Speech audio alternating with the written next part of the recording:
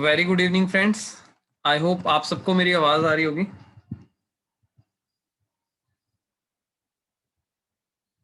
एक बार please chat पे confirm कर दीजिए दैट आपको मेरी आवाज़ आ रही है नहीं। यस, श्लोक से yes, good good good good.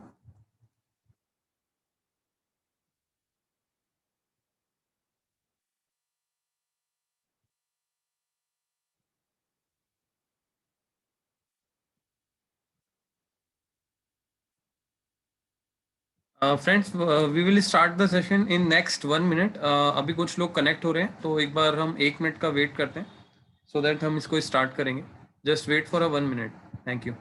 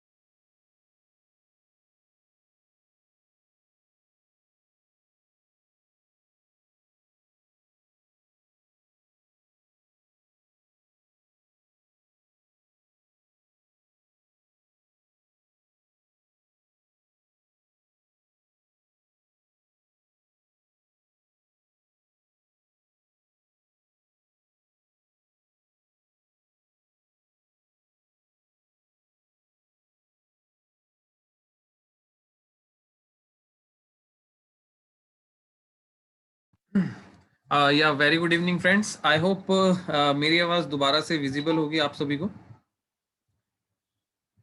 Very nice, very nice. So friends, जैसा कि आप सभी जानते हैं कि आज हमारा दोबारा से सेशन शुरू हो रहा है जिसमें कि हम जानेंगे हेल्थ इंश्योरेंस के प्रोडक्ट के बारे में। आज कितने लोग ऐसे हैं जो पहली बार इस सेशन को अटेंड कर रहे हैं? एक बार प्लीज कंफर्म कर दें।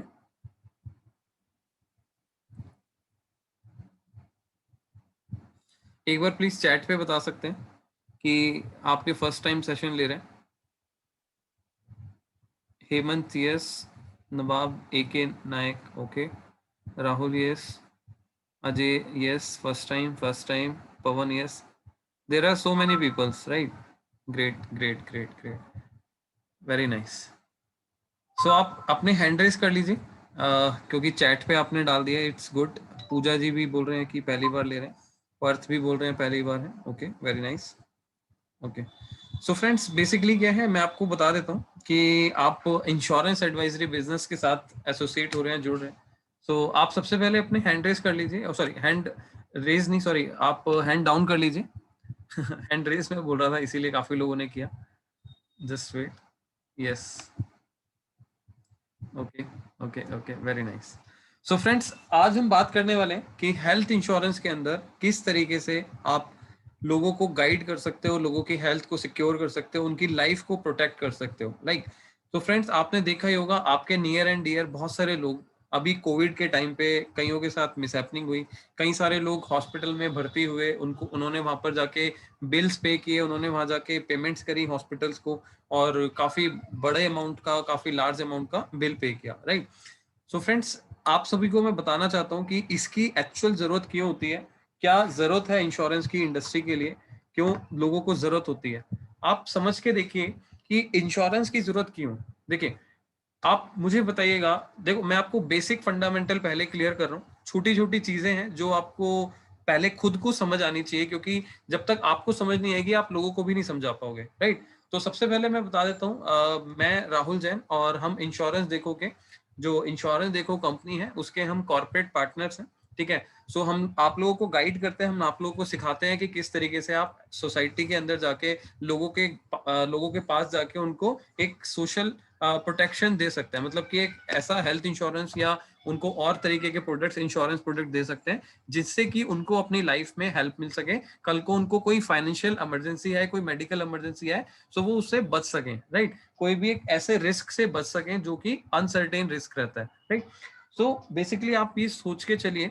देखिए, जब भी आप बैंक में जाते हैं, ठीक है, सो बैंक के अंदर आपने देखा होगा हर एक लॉकर होता है, ठीक है, लॉकर होता है, उसके अंदर पैसे रखे जाते हैं, उसके अंदर मतलब बहुत सारे जो कह सकते हैं लोग अपने लॉकर्स के अंदर अकाउंट भी खुलवाते हैं, ठीक है, लोग अपने इंपॉर्टेंट चीज मतलब कि जो कीमती चीज होती है उसके अंदर रखते हैं, जस्ट बिकॉज कि उनको वहां पर अपने घर पर उतनी सेफ्टी नहीं है, बट वो लॉकर्स में जाके इसीलिए रखते हैं, और वो उस लॉकर का पे भी करते हैं, इवन 1000 रुपए, 2000 रुपए, 5000 रुपए, 10,000 रुपए उसका पे करते हैं। रीजन बिंग कि वो चाहते हैं कि अपनी इंपॉर्टेंट चीज को यहाँ पर अपना सेव करके रखना, राइट। हेमंत फेस ऑन नहीं कर पाऊंगा जस्ट बिकॉज थोड़ा नेटवर्क का इशू रहता है, इसी वजह से मैं इसको अनम्यूट सॉरी बिना फेस के ही यहाँ पर आपसे डिस्कस कर रहा हूँ, राइट। अगर आपको ये स्क्रीन थोड़ा अच्छा नहीं लग रहा है तो आपके साथ मैं दूसरी स्क्रीन शेयर कर देता हूँ जिससे कि आप इजीली देख पाए, राइट। Just wait.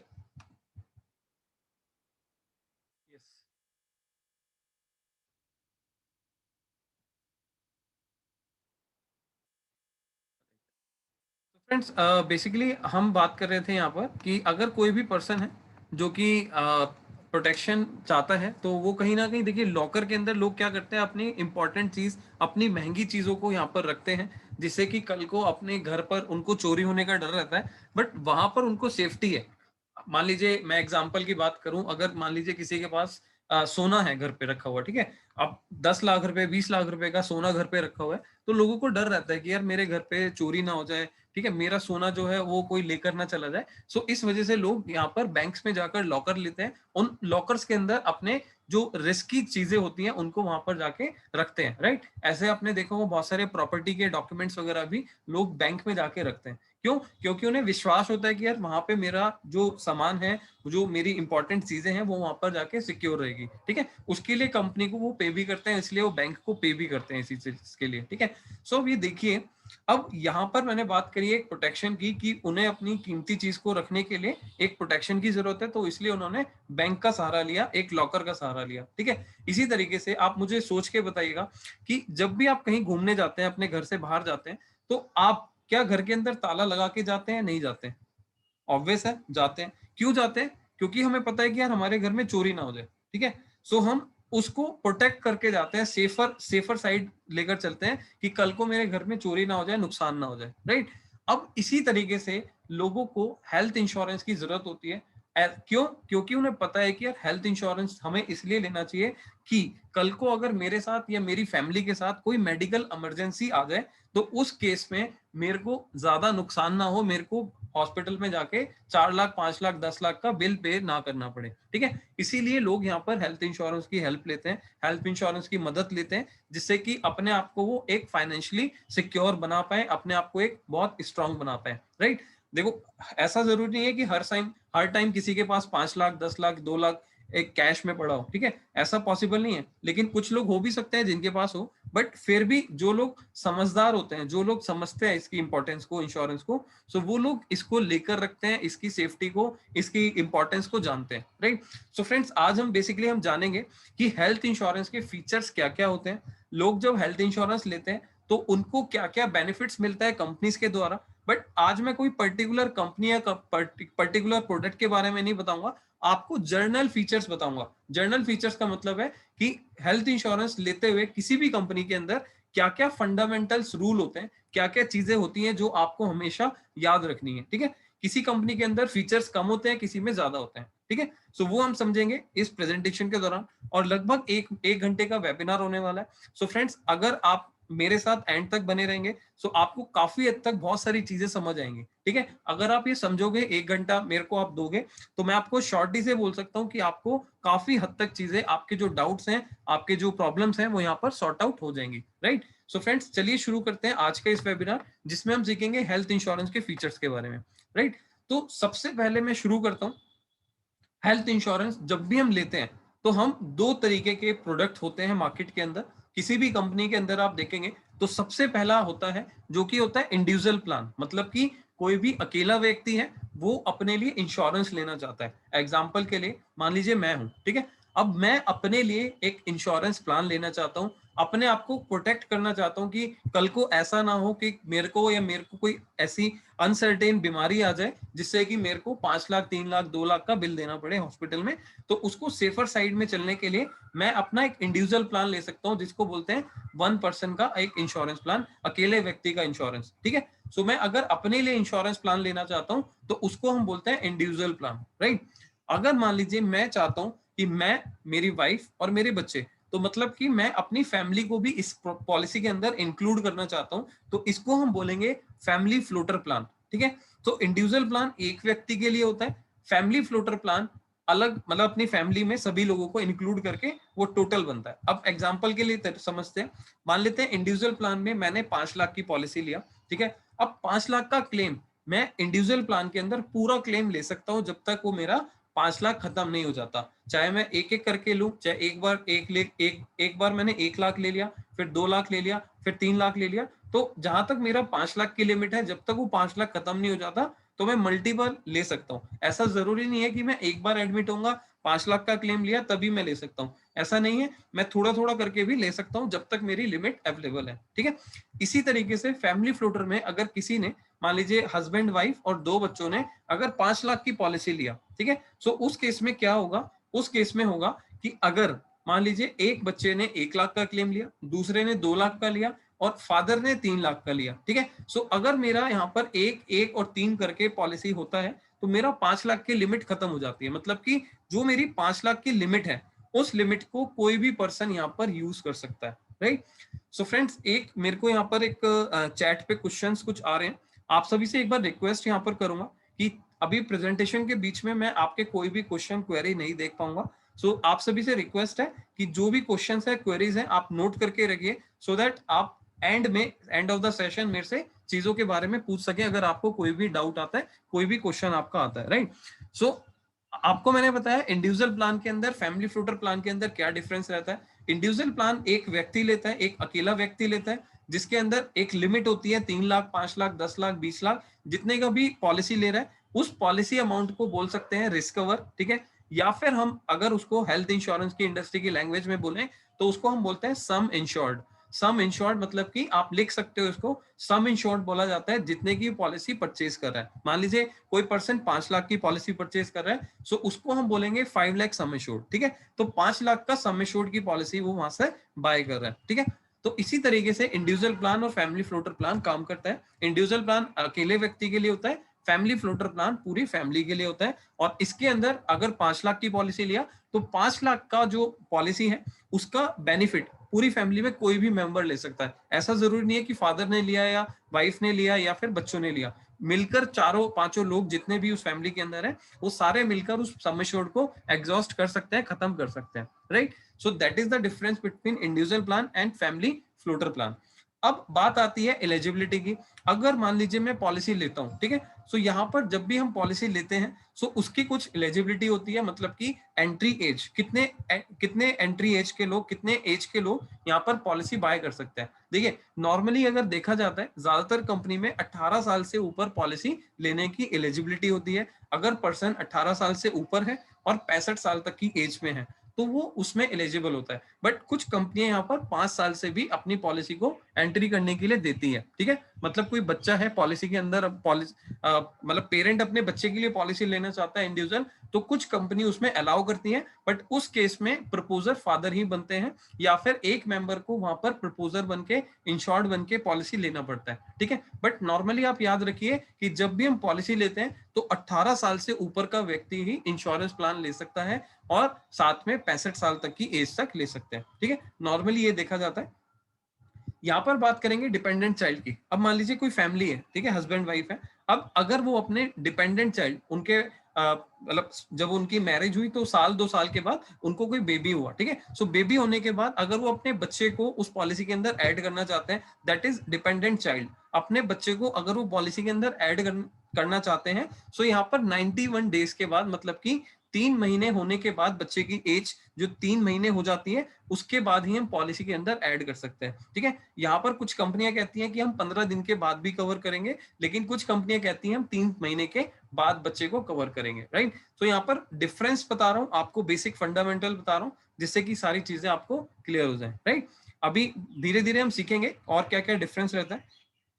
नेक्स्ट हम बात करेंगे यहाँ पर नेक्स्ट पॉइंट की, you and your family member namely spouse, dependent children, dependent parents, parents in law are eligible for buying this cover on individual sum insured basis. मतलब कि देखिए यहाँ पर ऐसा जरूरी नहीं है कि आप अपने वाइफ के साथ, डिपेंडेंट चिल्ड्रन के साथ, पेरेंट्स एंड पेरेंट्स लॉ के साथ, अगर आप अकेले पॉलिसी लेना चाहते हो, इंडिविजुअल पॉलिसी लेना चाहते हो, तो आप वो भी ले सकते हो, ठीक है। वो सभी कंपनी के अंदर एलिजिबल है। मतलब कि ऐसा नहीं है कि मैं अपनी वाइफ को अगर पॉलिसी लेना चाहता हूँ, अपने बच्चों की पॉलिसी लेना चाहता हूँ, तो मैं फैमिली फ्लोटर में ही जाऊंगा, ऐसा जरूरी नहीं है। ऐसा भी हो सकता है कि मैं अपनी पूरी फैमिली को इंडिविजुअल प्लान के अंदर कवर कर सकता हूँ, मतलब कि हर एक पर्सन के लिए अलग अलग पॉलिसी ले सकता हूँ। बट यहाँ पर कंपनी क्या दे रही है, we offer a family discount of 10%। देखिए अगर हम इंडिविजुअल प्लान ले रहे हैं तो हर पर्सन के लिए प्रीमियम डिफरेंस होगा, प्रीमियम ज्यादा आएगा अगर हम इंडिविजुअल प्लान ले रहे हैं हर एक व्यक्ति के लिए। और अगर हम हर एक व्यक्ति के लिए इंडिविजुअल प्लान ले रहे हैं तो यहाँ पर हमें कंपनी फैमिली डिस्काउंट प्रोवाइड कर रही है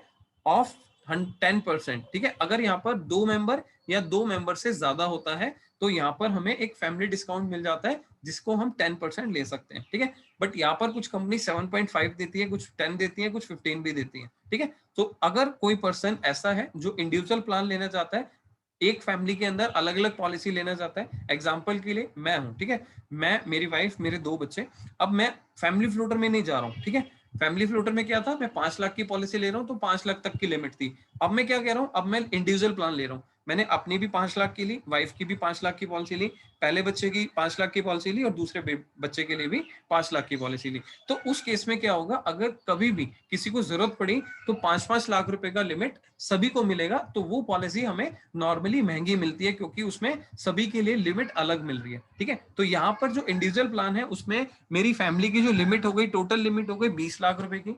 अगर फैमिली फ्लोटर की बात करें तो वहां पर लिमिट थी हमारी 5 लाख रुपए की, ठीक है। सो यही मेजर डिफरेंस होता है इंडिविजुअल प्लान के अंदर और फैमिली फ्लोटर प्लान के अंदर, राइट। अब हम बात करेंगे next, in a family floater plan maximum 6 members can be added in the single policy. मतलब कि अगर आप किसी फैमिली फ्लोटर प्लान के अंदर जाते हैं तो फैमिली फ्लोटर प्लान के अंदर आप 6 मेंबर तक पॉलिसी ले सकते हैं, जैसे कि हस्बैंड, वाइफ और 4 बच्चे, ठीक है, 4 चिल्ड्रंस।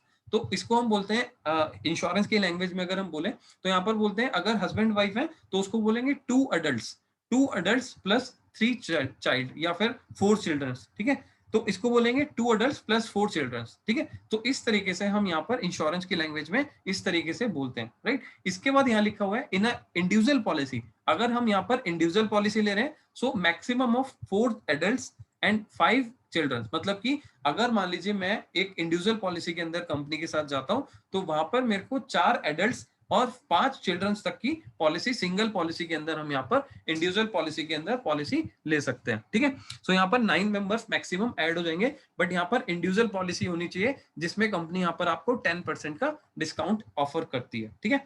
नेक्स्ट हम बात करेंगे your premium at renewal may change due to change in your age और change in applicable tax rate। मतलब कि आप जब रिन्यूअल कराते हो अपनी पॉलिसी का, आज मान लीजिए मैंने पॉलिसी लिया जिसका प्रीमियम मैंने 10,000 दिया, ठीक है। अब प्रीमियम मेरा चेंज हो सकता है, कब चेंज हो सकता है, या तो मेरी एज चेंज हो जाती है, ठीक है। आज अगर मेरी एग्जांपल के लिए एज मेरी 30 है तो अगर मैं 30 से 31 जाता हूँ, या एग्जांपल मैं लेता हूँ 35 का क्योंकि 35 से 36 पे चेंज होती है। अगर मान लीजिए मेरी एज 35 है, ठीक है, और अगले साल जब मैं पॉलिसी रिन्यू कराऊंगा उस टाइम पे मेरी एज हो जाती है 36, तो अगर मेरी एज चेंज हो रही है तो मेरा रिन्यूअल पे प्रीमियम चेंज होगा, अदरवाइज नहीं होगा। दूसरी चीज, अगर मेरा प्रीमियम चेंज होगा रिन्यूअल पे, वो कब होगा, अगर गवर्नमेंट ने अपना जीएसटी रेट या जो भी उनका रेट टैक्स का रेट था वो चेंज किया तो मेरा प्रीमियम चेंज हो जाएगा, ठीक है। तो 2 तरीके से हमारा प्रीमियम चेंज हो सकता है रिन्यूअल पे, या तो मेरी एज चेंज हो रही है या फिर गवर्नमेंट का टैक्स रेट चेंज हो रहा है, ठीक है। सो ये चीज आप ध्यान रखिएगा। दूसरी चीज यहाँ पर हम बात करेंगे, the policy period option includes period of 1, 2 और 3 इयर्स। मतलब कि अगर मान लीजिए मैं पॉलिसी लेना चाहता हूं तो मैं 1 साल, 2 साल और 3 साल 2-3 साल, मतलब मैं इकट्ठे 3 साल का प्रीमियम भी पे कर सकता हूँ, 2 साल का प्रीमियम भी पे कर सकता हूँ। बट अगर एक्स्ट्रा प्रीमियम दे रहा हूँ, एडवांस प्रीमियम दे रहा हूँ, तो कंपनी यहाँ पर क्या ऑफर कर रही है, वी फ्रेंड्स आप सभी को आवाज आ रही है अभी?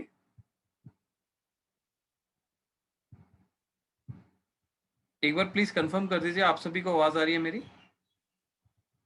ओके, एक्चुअली नेटवर्क इशू हो गया था, एक डिस्कनेक्ट हो गया था मेरा इंटरनेट, तो अब अगेन मैंने इसको कनेक्ट कर लिया। यस फ्रेंड्स, आपके जो क्वेश्चंस हैं वो मैं आपको बाद में एक बार आपके क्वेश्चंस लूंगा, सो दैट मैं एक बार वेबिनार कंप्लीट कर लूँ, अपना सेशन कंप्लीट कर लूँ, ठीक है, जिससे कि वो चीजें बीच में ना रह जाए। राइट, सो फ्रेंड्स अभी हम बात कर रहे थे यहाँ पर, मैं आपको लास्ट पॉइंट दोबारा से समझा देता हूँ। आप सभी को स्लाइड दिख रही है अभी?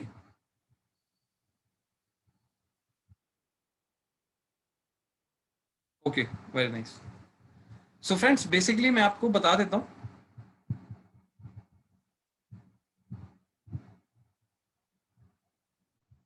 आप सभी को आवाज आ रही है मेरी? एक दो लोगों ने हैंड रेस किया है, प्लीज लव मैं आपको एक बार अनम्यूट कर रहा हूँ, एक बार कंफर्म कर दें प्लीज।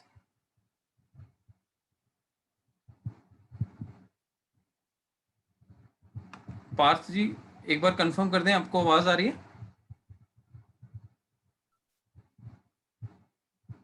आवाज आ रही है मेरी? यस आ रही है। Okay okay okay fine, thank you. Friends मैं कंटिन्यू कर रहा हूँ सेशन, अगर कहीं पर प्रॉब्लम आए सेकेंड लास्ट पॉइंट से कंटिन्यू कीजिए, ठीक है? यश सॉरी हर्ष, मैं आपको अगेन सेकेंड लास्ट पॉइंट से स्टार्ट करता हूँ। सो फ्रेंड्स हम यहाँ पर थे, जहाँ पर मैं बोल रहा था कि your premium at renewal may change due to change in age, मतलब कि आप जब भी यहाँ पर प्रीमियम पे करते हैं, तो प्रीमियम पे करते हुए मतलब कि रिन्यूअल करते हुए आपका प्रीमियम तभी चेंज होता है, या तो आपकी एज चेंज हो रही है, ठीक है, या फिर टैक्स का रेट चेंज हो रहा है। अगर गवर्नमेंट अपना टैक्स का रेट चेंज करेगी तो ही आपका प्रीमियम चेंज होगा, या फिर आपकी एज चेंज होगी। जैसे कि अगर मान लीजिए एग्जांपल मेरी एज 35 है, ठीक है, अगर मैं 35 से एज चेंज करके 36 पे जाता हूं तो ही मेरा यहाँ पर प्रीमियम चेंज होगा। इसके लिए कंपनीज ने ब्रैकेट बनाया हुआ है, इसको ग्रेड बोलते हैं, ठीक है। जैसे कि 18 से लेकर 35 साल तक प्रीमियम नॉर्मली सेम रहता है, ठीक है। 36 से 45 की एज तक सेम रहता है, 46 के बाद 50 तक सेम रहता है, 51 पे चेंज होता है, 55 तक सेम रहता है, 56 पे चेंज होता है, 60 तक सेम रहता है। सो 5-5 साल का, 10-10 साल का कंपनीज ने अपना प्रीमियम का ब्रैकेट बनाया हुआ है। अगर आपकी एज चेंज होगी तो ही आपका प्रीमियम चेंज होगा, अदरवाइज प्रीमियम रिन्यूअल के टाइम चेंज नहीं होता, राइट। इसके बाद हम बात करेंगे the policy period options include period of 1 year, 2 year और 3 ईयर। मतलब कि जब भी हम पॉलिसी लेते हैं तो हमारे पास ऑप्शन होता है कि हम 1 साल का, 2 साल का और 3 साल का पॉलिसी एडवांस में ले सकते हैं, मतलब कि एडवांस प्रीमियम डिपॉजिट कर सकते हैं, ठीक है। यहाँ पर कंपनी आपको क्या ऑफर करती है, we offer 7.5 discount if you opt 2 और 3 ईयर्स। मतलब कि जब भी हम 2 साल का या 3 साल का प्रीमियम इकट्ठा लेते हैं तो कुछ कंपनियां 7.5%, लेकिन कुछ कंपनियां 10% भी आपको डिस्काउंट देती हैं। बट वहां पर आपको सिस्टम पे जाके पता लग जाएगा कि कौन सी कंपनी यहाँ पर कितना डिस्काउंट ऑफर कर रही है, ठीक है। सो यहाँ पर इसका मतलब है हम 2 साल का, 3 साल का प्रीमियम भी एडवांस पे करके पॉलिसी ले सकते हैं, ठीक है। सो फ्रेंड्स अब हम पहुंच चुके हैं प्लान के मेन बेनिफिट्स के ऊपर, मतलब कि क्या क्या बेनिफिट्स होते हैं पॉलिसी में जब हम कस्टमर को कोई भी हेल्थ इंश्योरेंस समझाते हैं, ठीक है। जब कस्टमर कहता है कि मेरे को हेल्थ इंश्योरेंस लेना है, तो क्या क्या पॉइंट्स हमें मेनली समझाने होते हैं, ज्यादातर लोगों को यही पॉइंट समझाने होते हैं, और सभी कंपनीज के अंदर फंडामेंटल पॉइंट्स सेम ही होते हैं। जैसे कि इन पेशेंट कवर, अब मैं यहाँ पर स्टार्ट कर रहा हूँ, अगर आपका कोई भी क्वेश्चन है आप अपने पास डायरी में नोट कीजिएगा, और हम लास्ट में अपना पॉइंट लेंगे, अपना जो डिस्कशन है वो करेंगे, राइट। आप सभी से रिक्वेस्ट है अपना हैंड रेस मत कीजिए, ठीक है। अगर आपका कोई क्वेश्चन है तो ही आप एंड में जाके पूछेगा, अदरवाइज बीच बीच में डिस्टरबेंस होती है, इसीलिए मैं अभी क्वेश्चन नहीं ले पाऊंगा। Thank you. हेमंत आपको मैं एक बार अनम्यूट कर रहा हूँ। ओके, आपने वैसी गलती से किया, ठीक है, नो इश्यूज। बाकी सभी से रिक्वेस्ट है, दोबारा से वॉइस नहीं आ रही है क्या?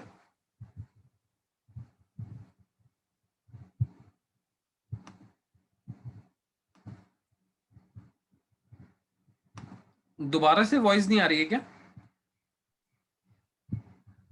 सर वो वॉइस आपकी ना बार बार ब्लर करे आ रही है, वॉइस ब्रेक डाउन हो जा रही है।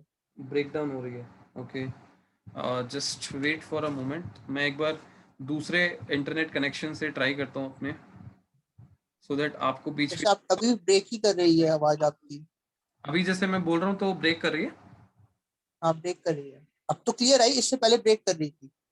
अच्छा, just wait wait for 1 minute, मैं 1 मिनट के अंदर एक दूसरे कनेक्शन से ट्राई करता हूँ अब इंटरनेट। फिर से ब्रेक कर रही है आपकी ऐसे आवाज। कोई इशू नहीं, 1 सेकेंड दीजिए बस मुझे।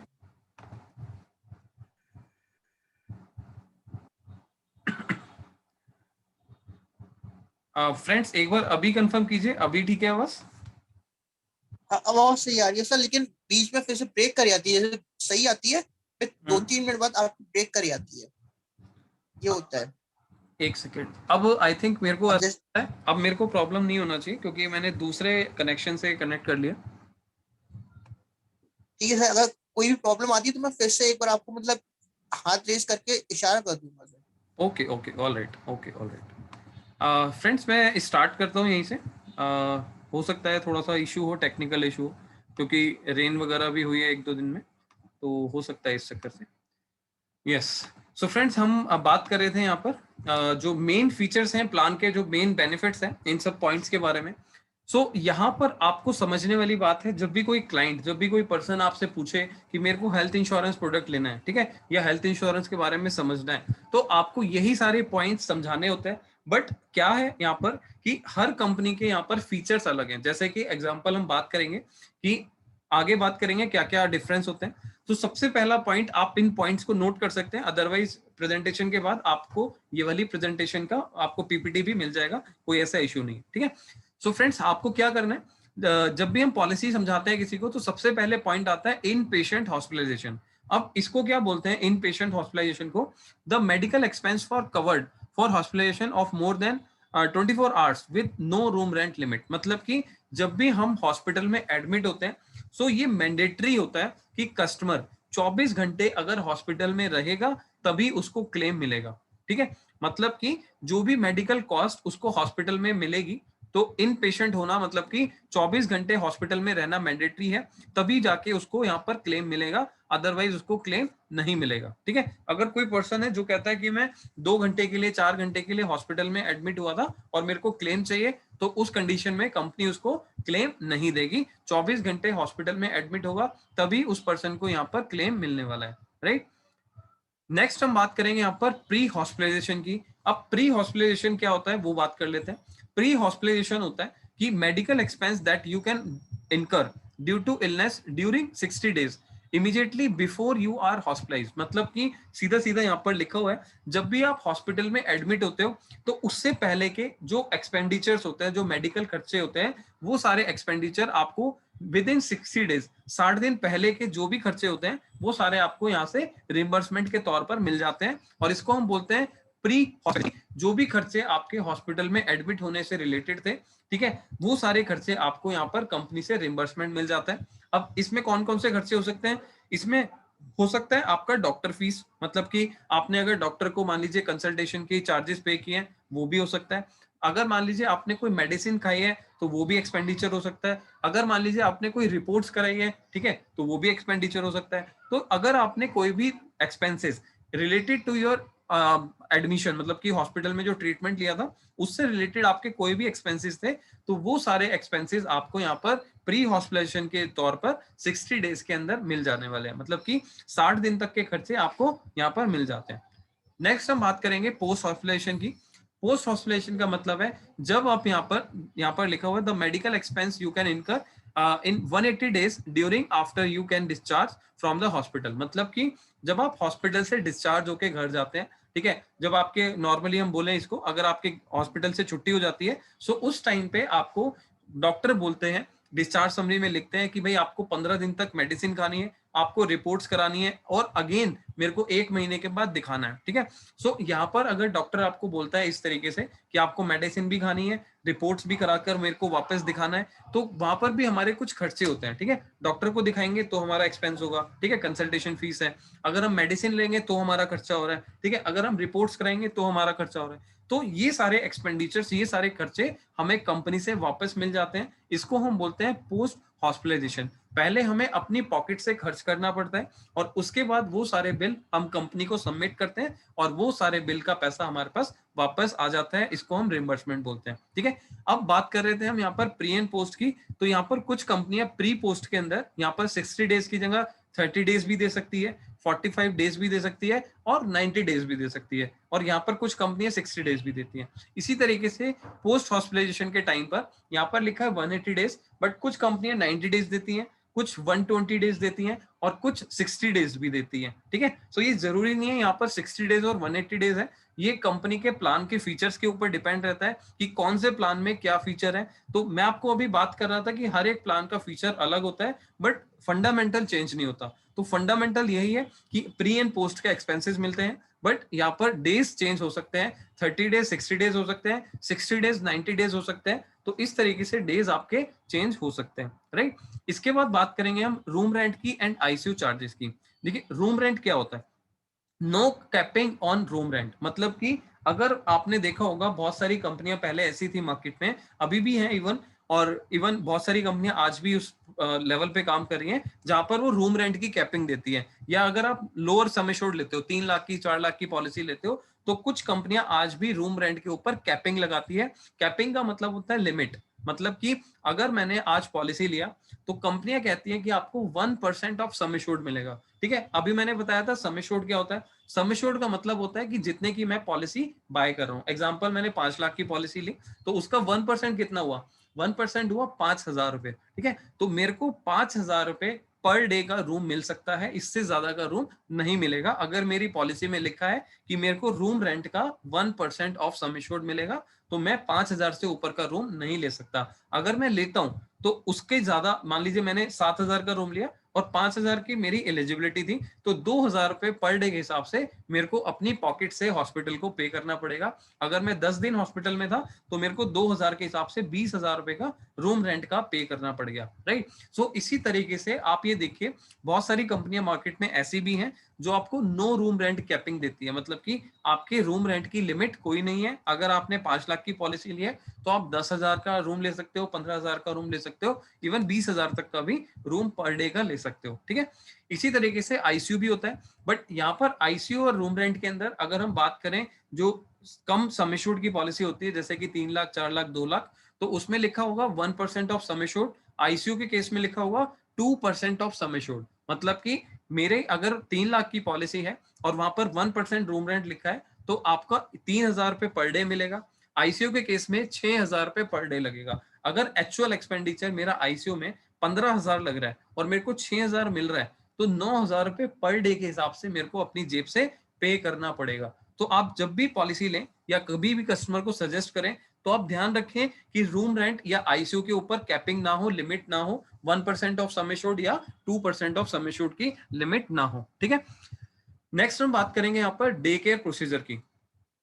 यहाँ पर एक बार पढ़ लेते हैं इसको। The medical expenses for all day care procedures cover which do not require 24 hours hospitalization due to technology advancement are covered. मतलब कि यहाँ पर आप देखिए, अभी हमने बात करी कि हमने अभी बात करी थी कि हम 24 घंटे हॉस्पिटल में एडमिट होंगे तो ही क्लेम मिलेगा, बट यहाँ पर हम बोल रहे हैं कि आपको डे केयर प्रोसीजर कवर मिल जाएंगे जिसमें आपको 24 घंटे हॉस्पिटल में एडमिट होने की जरूरत नहीं है।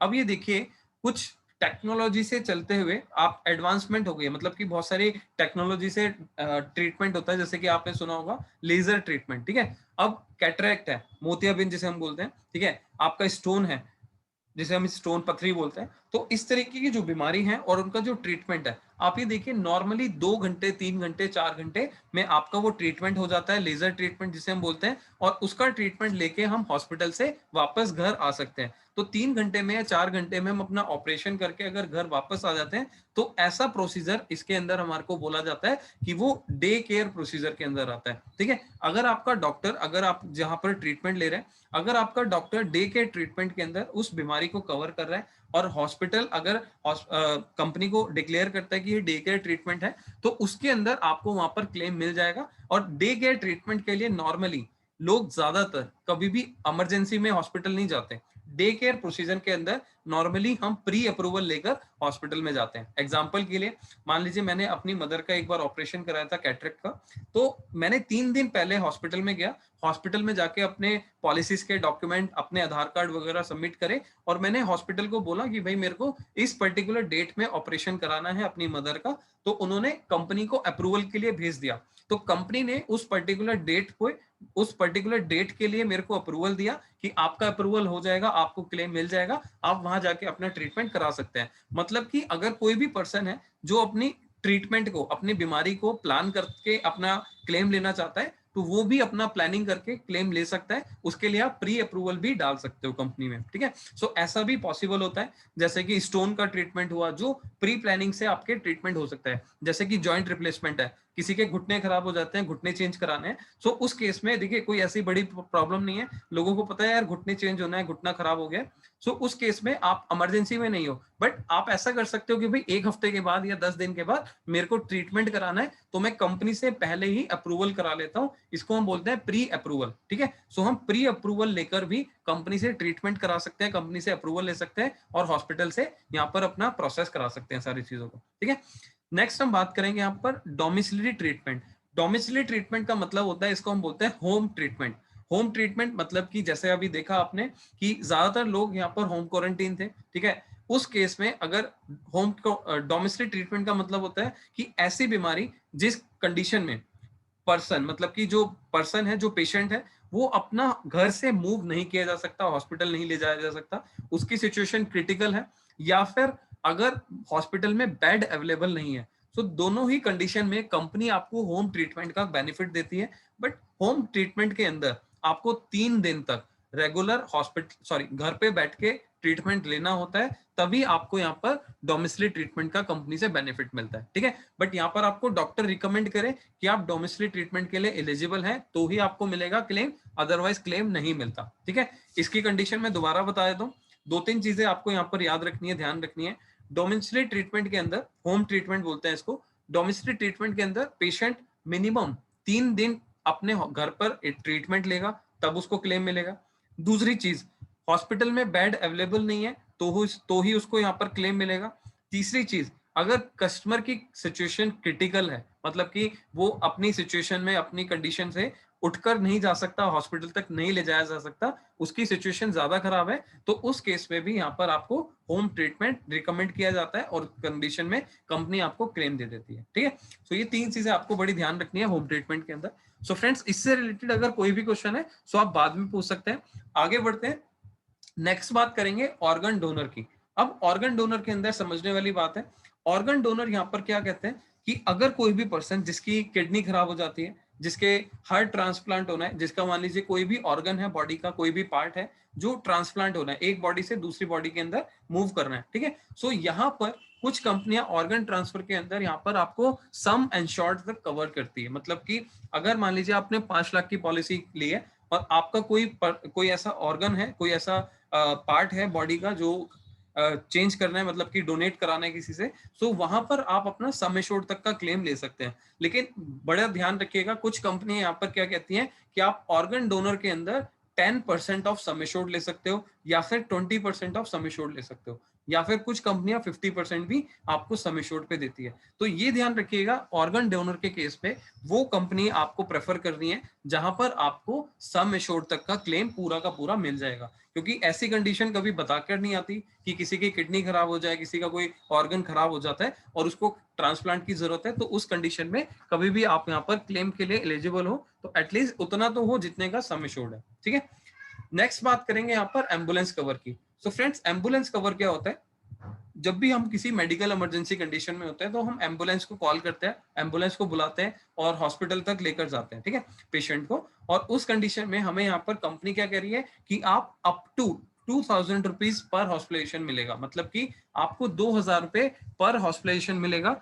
अगर साल में हम 2 बार अगर हॉस्पिटल में जा रहे हैं और एम्बुलेंस का यूज कर रहे हैं, तो 2000 रुपए एक बार और 2000 रुपए दूसरी बार, आपको 4000 रुपए टोटल मिलेगा एम्बुलेंस का, ठीक है।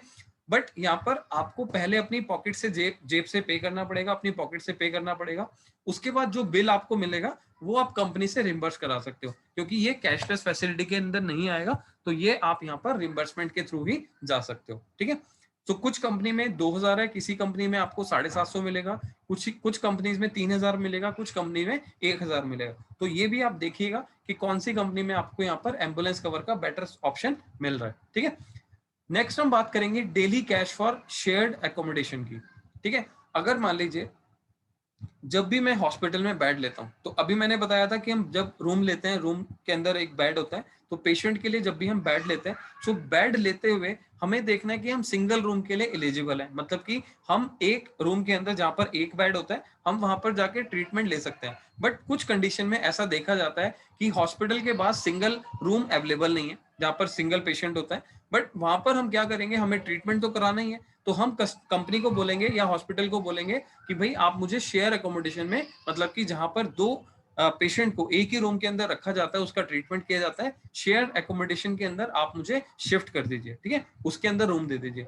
तो उस कंडीशन में क्या देखा जाता है कि कंपनी हॉस्पिटल को जब share accommodation policy share accommodation में जा रही है और कस्टमर सिंगल के लिए एलिजिबल है, तो कस्टमर क्या बोलेगा, भाई मेरा तो नुकसान है, मैं तो सिंगल के लिए अवेलेबल था, मतलब सिंगल के लिए एलिजिबल था, बट मेरे को डबल रूम दिया जा रहा है। तो उस कंडीशन में कंपनी आपको क्या बोल रही है कि कंपनी बोल रही है कि आप 800 रुपीज पर डे, मतलब कि 800 रुपए पर डे आप हमसे कैश ले सकते हो, जिसके लिए आपको कुछ नहीं करना। अगर आपकी पॉलिसी 15 लाख से नीचे है, ठीक है, तो आपको 800 रुपए पर डे मिलेगा, और मैक्सिमम यहाँ पर आपको 4800, मतलब कि 4800 रुपए मिल जाएगा। यहाँ पर इसका मतलब है 6 दिन तक आपको ये पैसा मिलता है, इससे ज्यादा ये कैश बेनिफिट आपको नहीं मिलता। ठीक है, अगर आपकी पॉलिसी अप टू 15 लाख से, 15 लाख से नीचे की है। ठीक है, अगर आपकी पॉलिसी 15 लाख या 15 लाख से ऊपर की है तो आपको 1000 रुपीज पर डे का मिलता है, और जो कि मैक्सिमम ऑफ 6000 मिलता है, मतलब 6000 से ऊपर ये पैसा आपको, ये बेनिफिट आपको नहीं मिलता। राइट, सो ये होता है daily cash for choosing shared accommodation का। ठीक है, नेक्स्ट हम बात करेंगे e opinion in respect of critical illness. पहले समझते हैं यहाँ पर क्रिटिकल इलनेस क्या होता है, फिर हम बात करेंगे ई ओपिनियन की। ठीक है, e opinion in respect of critical illness. देखिए, क्रिटिकल इलनेस नाम से ही पता लग रहा है, क्रिटिकल इलनेस एक जानलेवा बीमारी अगर हमें कुछ हो जाती है, तो उस कंडीशन में हम यहाँ पर कंपनी से इलेक्ट्रॉनिक ओपिनियन ले सकते हैं। सॉरी सॉरी फ्रेंड्स, मैं यहाँ पर दोबारा रिपीट कर रहा हूँ। अगर हम यहाँ पर बात कर रहे हैं e opinion in respect of critical illness, अगर कोई भी पर्सन जिसको क्रिटिकल इलनेस मतलब कि जानलेवा बीमारी हो जाती है, सो उस कंडीशन में वो यहाँ पर ई ओपिनियन ले सकता है, इलेक्ट्रॉनिक ओपिनियन ले सकता है कंपनी से, जहां पर उसे कंपनी क्या कहती है कि आप 1 ओपिनियन पर पॉलिसी ईयर ले सकते हो। अब इसको थोड़ा सा समझते हैं। मान लेते हैं कोई पर्सन है जिसने अपना नॉर्मल ट्रीटमेंट कराया, उसे लगा कि भाई मेरे को कुछ अजीब सा लग रहा है, मेरी बॉडी के अंदर अच्छा फील नहीं हो रहा, सो वो एक नॉर्मल डॉक्टर के पास जाता है रूटीन चेकअप के लिए, और रूटीन चेकअप होने के बाद उसके पास जब रिपोर्ट आती है डॉक्टर को दिखाता है, तो डॉक्टर उसको बोलता है कि भाई आपको कोई ऐसी बीमारी है, जानलेवा बीमारी है, जैसे कि आपने देखा होगा लोग कैंसर बोल देते हैं, लोग बोल देते हैं कि आपके ब्रेन में स्ट्रोक है, या ठीक है आपके ब्लॉकेज है, आपके ब्लड के अंदर ब्लॉकेज है।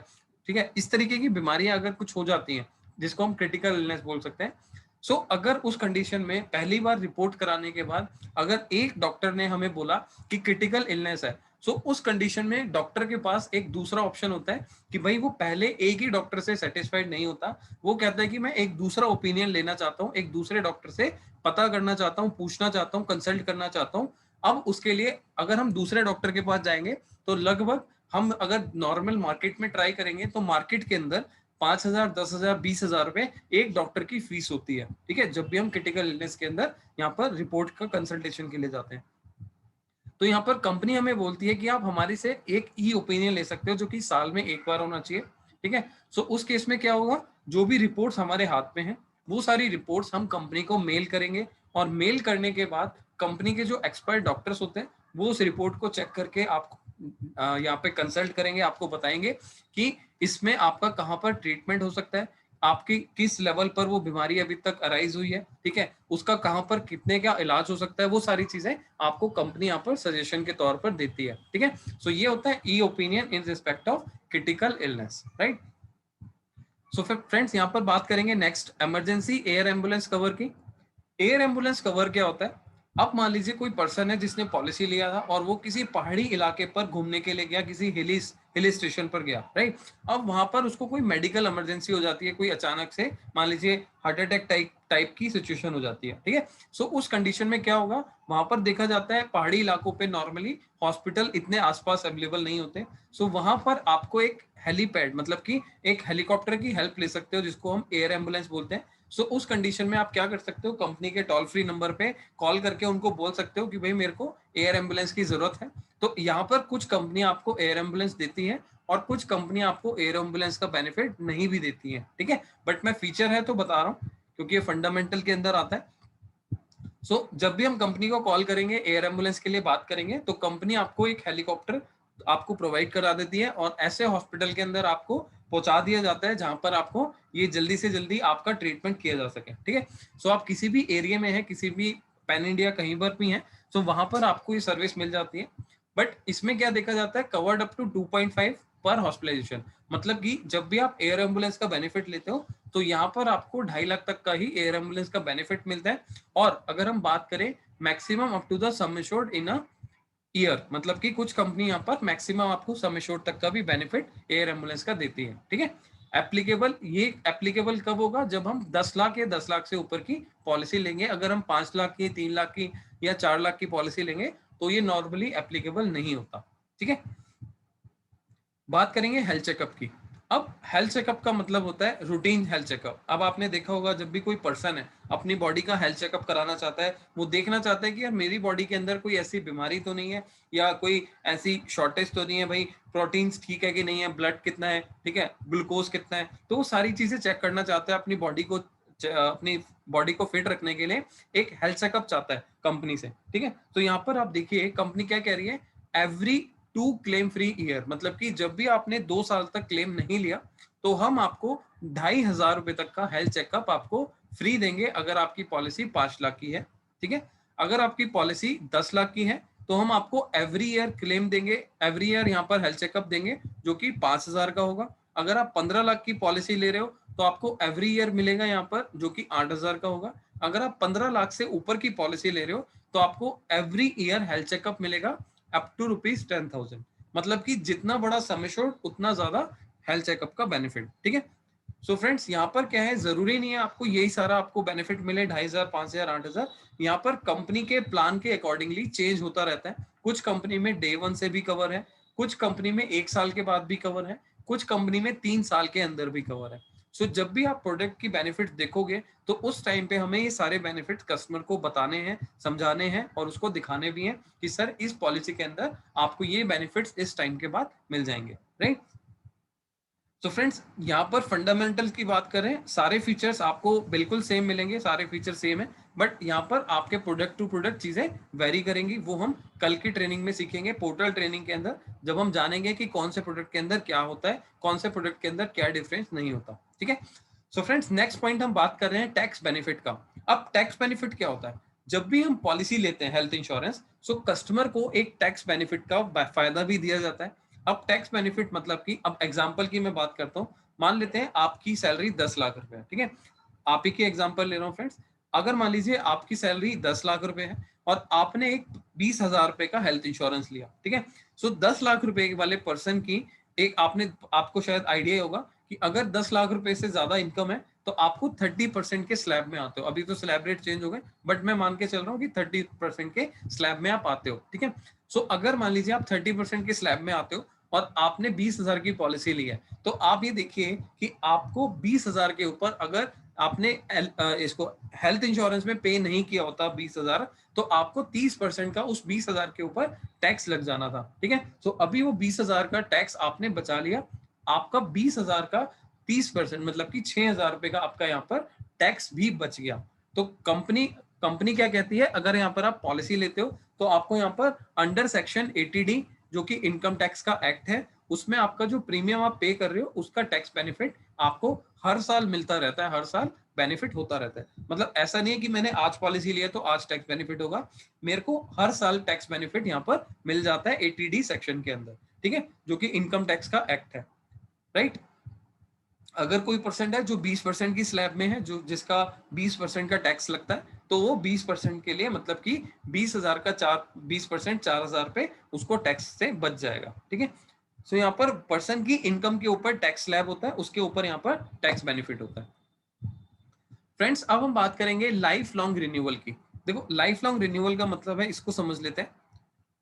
जब भी हम पॉलिसी लेते हैं, ठीक है, तो कुछ कंपनियां यहाँ पर पहले क्या कहती थी, जब हम पॉलिसी ले रहे हैं लाइफ लॉन्ग रिन्यूअल नहीं मिलता था।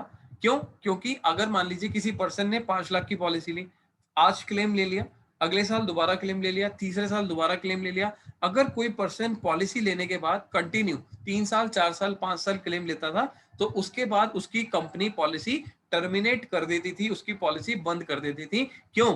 क्योंकि कंपनी कहती थी कि भाई आप हमारे यहाँ से रेगुलर क्लेम ले रहे हो, जिसके लिए हम आपसे सिर्फ 20-25 हजार रुपए प्रीमियम चार्ज कर रहे हैं, और आप हमसे 5 लाख का क्लेम ले रहे हो। तो अभी उसको देखा गया तो मार्केट में अभी सारी कंपनीज ने ये आपको बेनिफिट देना शुरू कर दिया कि आपको लाइफ लॉन्ग रिन्यूअल मिलेगा। ठीक है, सो काफी लोगों का यहाँ पर क्वेश्चन होता है, सर ये लाइफ लॉन्ग रिन्यूअल का मतलब क्या है, कि यहाँ पर आपको लाइफ लॉन्ग रिन्यूअल मतलब नहीं मिलेगा? बिल्कुल मिलेगा, बट पहले ये ऐसा नहीं होता था। 3 साल 4 साल अगर कोई पर्सन कंटिन्यू पॉलिसी से क्लेम लेता था, तो उसकी पॉलिसी टर्मिनेट हो जाती थी, कंपनी पॉलिसी आगे कंटिन्यू नहीं करती थी। ठीक है, सो अब हम बात करते हैं नेक्स्ट पॉइंट की, नो सब लिमिट ऑन रूम रेंट।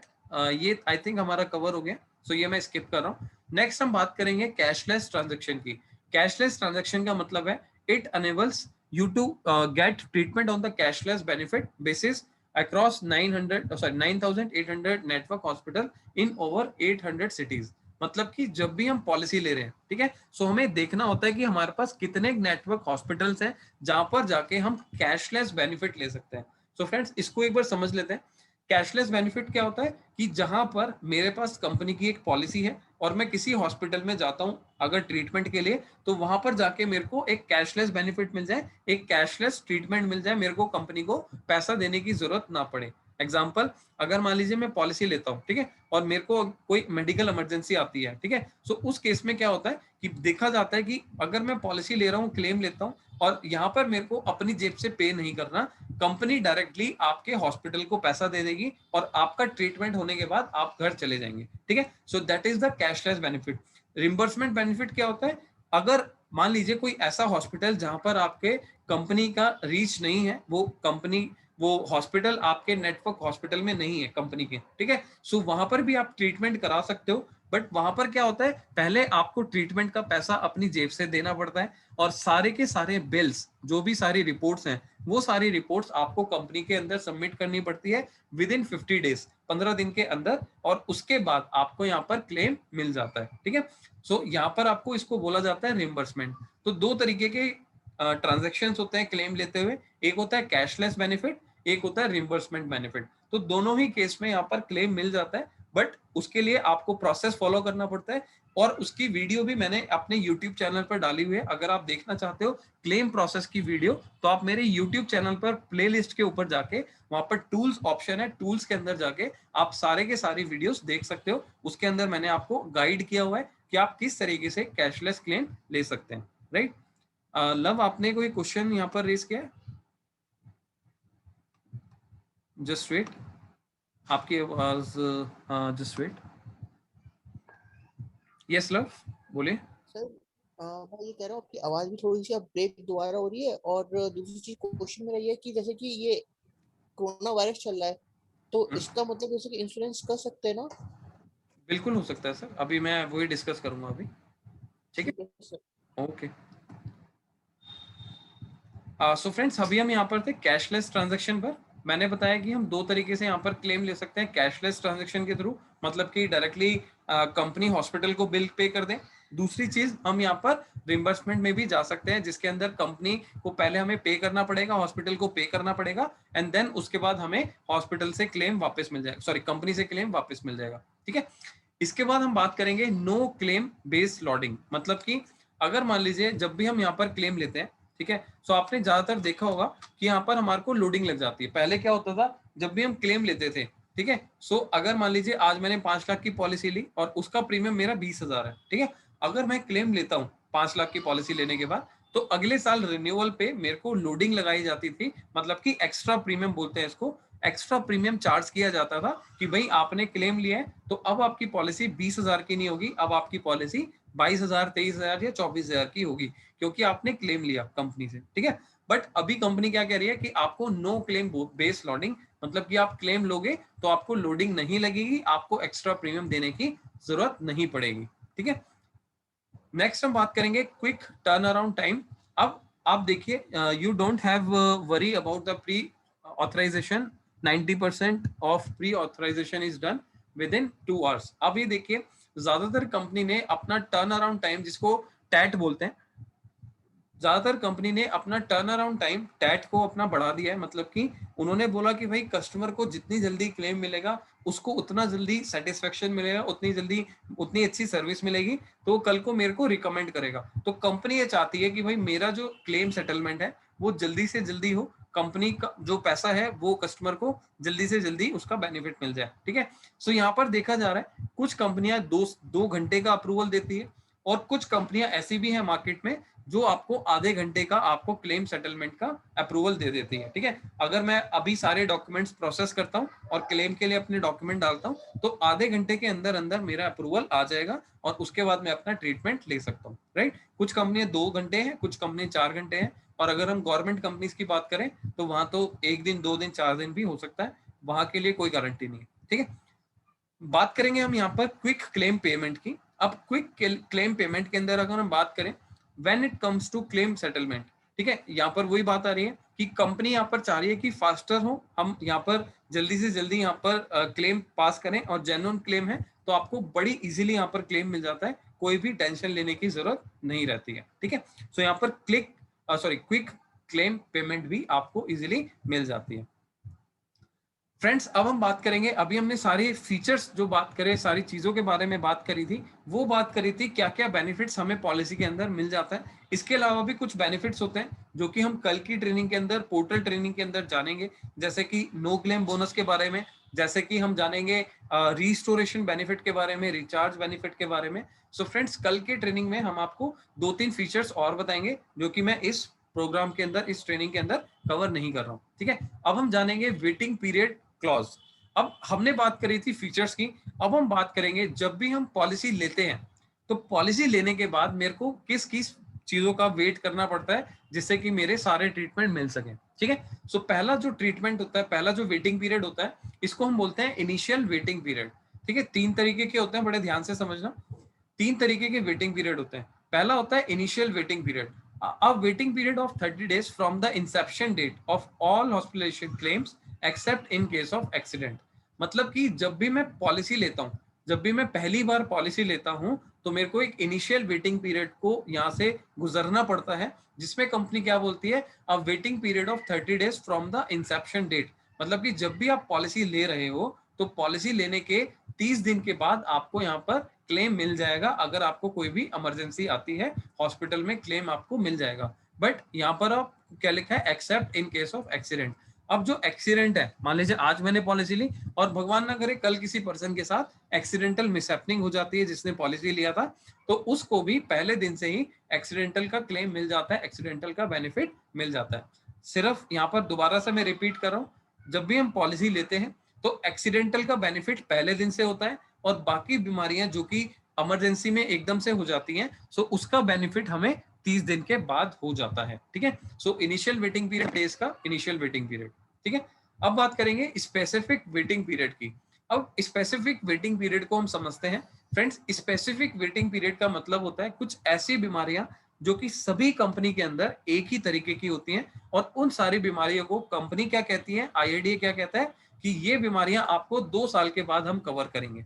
इसको बोलते हैं हम स्पेसिफिक वेटिंग पीरियड या फिर स्पेसिफिक इलनेस। इसमें कौन कौन सी बीमारी आती हैं, इसमें आती है आपकी कैटरेक्ट, हर्निया, हाइड्रोसिल, ठीक है। आप इसमें बोल सकते हो joint replacement, gastric problem, hernia, hernia मैं आपको बोल चुका हूँ, ठीक है। इसके अलावा आपका होता है इसके अंदर पाइल्स, ठीक है।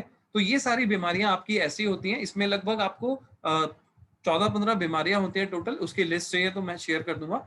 तो उसके अंदर आपको इस पर्टिकुलर बीमारियों के लिए आपको 24 मंथ्स का, मतलब कि 2 साल का वेट करना पड़ता है, और उसके बाद आपको इन सब चीजों के, इन सब बीमारियों का क्लेम मिल जाता है, ठीक है। So friends, specific waiting period के अंदर आपको 2 साल का वेट करना पड़ता है, उसके बाद उन पर्टिकुलर बीमारियों का क्लेम आप यहाँ पर कंपनी से ले सकते हैं, ठीक है। सो ये होता है स्पेसिफिक वेटिंग पीरियड। नेक्स्ट हम बात करेंगे pre existing disease waiting period. अब इसका मतलब है प्री एग्जिस्टिंग डिजीज, मतलब कि कोई पर्सन जब भी पॉलिसी ले रहा है तो अगर उसको पहले से कोई बीमारी हो रखी है तो उसके लिए भी हम यहाँ पर वेटिंग पीरियड लगाते हैं। मान लीजिए कोई पर्सन है यहाँ पर पॉलिसी लेता है, पॉलिसी लेने से पहले या तो उसको हो सकता है कोई ऑपरेशन हुआ है, ठीक है, या उसको कोई पहले से बीमारी है। जैसे कि आपने देखा होगा नॉर्मली आज के टाइम पर लोगों को क्या बीमारी होती है, बीपी की, शुगर की, ठीक है, थायराइड्स की। तो ये सारी जो डिजीज है, ये सारी जो बीमारियां हैं, तो कंपनी कहती है अगर आपको प्री एग्जिस्टेंट डिजीज है, पहले से कोई बीमारी है, तो उसके लिए आपको वेटिंग पीरियड आपको सर्व करना पड़ेगा, ठीक है। इस वेटिंग पीरियड के लिए कुछ कंपनी आपको 36 मंथ या फिर 48 मंथ्स के बाद वो बीमारियां कवर करती है। 3 साल या फिर 4 साल के बाद वो बीमारियां आपकी कवर हो जाती हैं, उसका क्लेम आपको 3 साल के बाद या 4 साल के बाद ही मिल जाएगा, ठीक है। तो यहाँ पर मैंने 3 तरीके के वेटिंग पीरियड की बात करी। एक होता है 30 डेज वेटिंग पीरियड, सेकंड होता है आपका 24 वेटिंग पीरियड, एंड लास्ट होता है आपका 36 या 48 मंथ्स का वेटिंग पीरियड, ठीक है, जिसको हम प्री एग्जिस्टेंट डिजीज का वेटिंग पीरियड कहता है। अगर मान लीजिए कोई पर्सन ऐसा है जिसको प्री एग्जिस्टेंट डिजीज नहीं है, पुरानी बीमारी नहीं है, तो उस केस में कौन कौन सा वेटिंग पीरियड लगेगा, 30 days waiting period and 24 month waiting period, अगर किसी को पुरानी बीमारी नहीं है। अगर किसी को पुरानी बीमारी है तो उसको ये वाला वेटिंग पीरियड भी सर्व करना पड़ेगा, ठीक है, उस पर्टिकुलर बीमारी के लिए। ऐसा नहीं है सभी बीमारी के लिए, उस पर्टिकुलर बीमारी के लिए, ठीक है।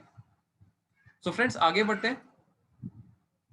अभी हमने बात करी यहाँ पर कुछ चीजों को जो हमारा वेटिंग पीरियड होता है। अब हम बात करेंगे एक्सक्लूजन्स की, कुछ ऐसी बीमारियां जो बीमारियां कंपनी कभी भी कवर नहीं करती अपनी पॉलिसी के अंदर, ठीक है। अब इसको समझते हैं।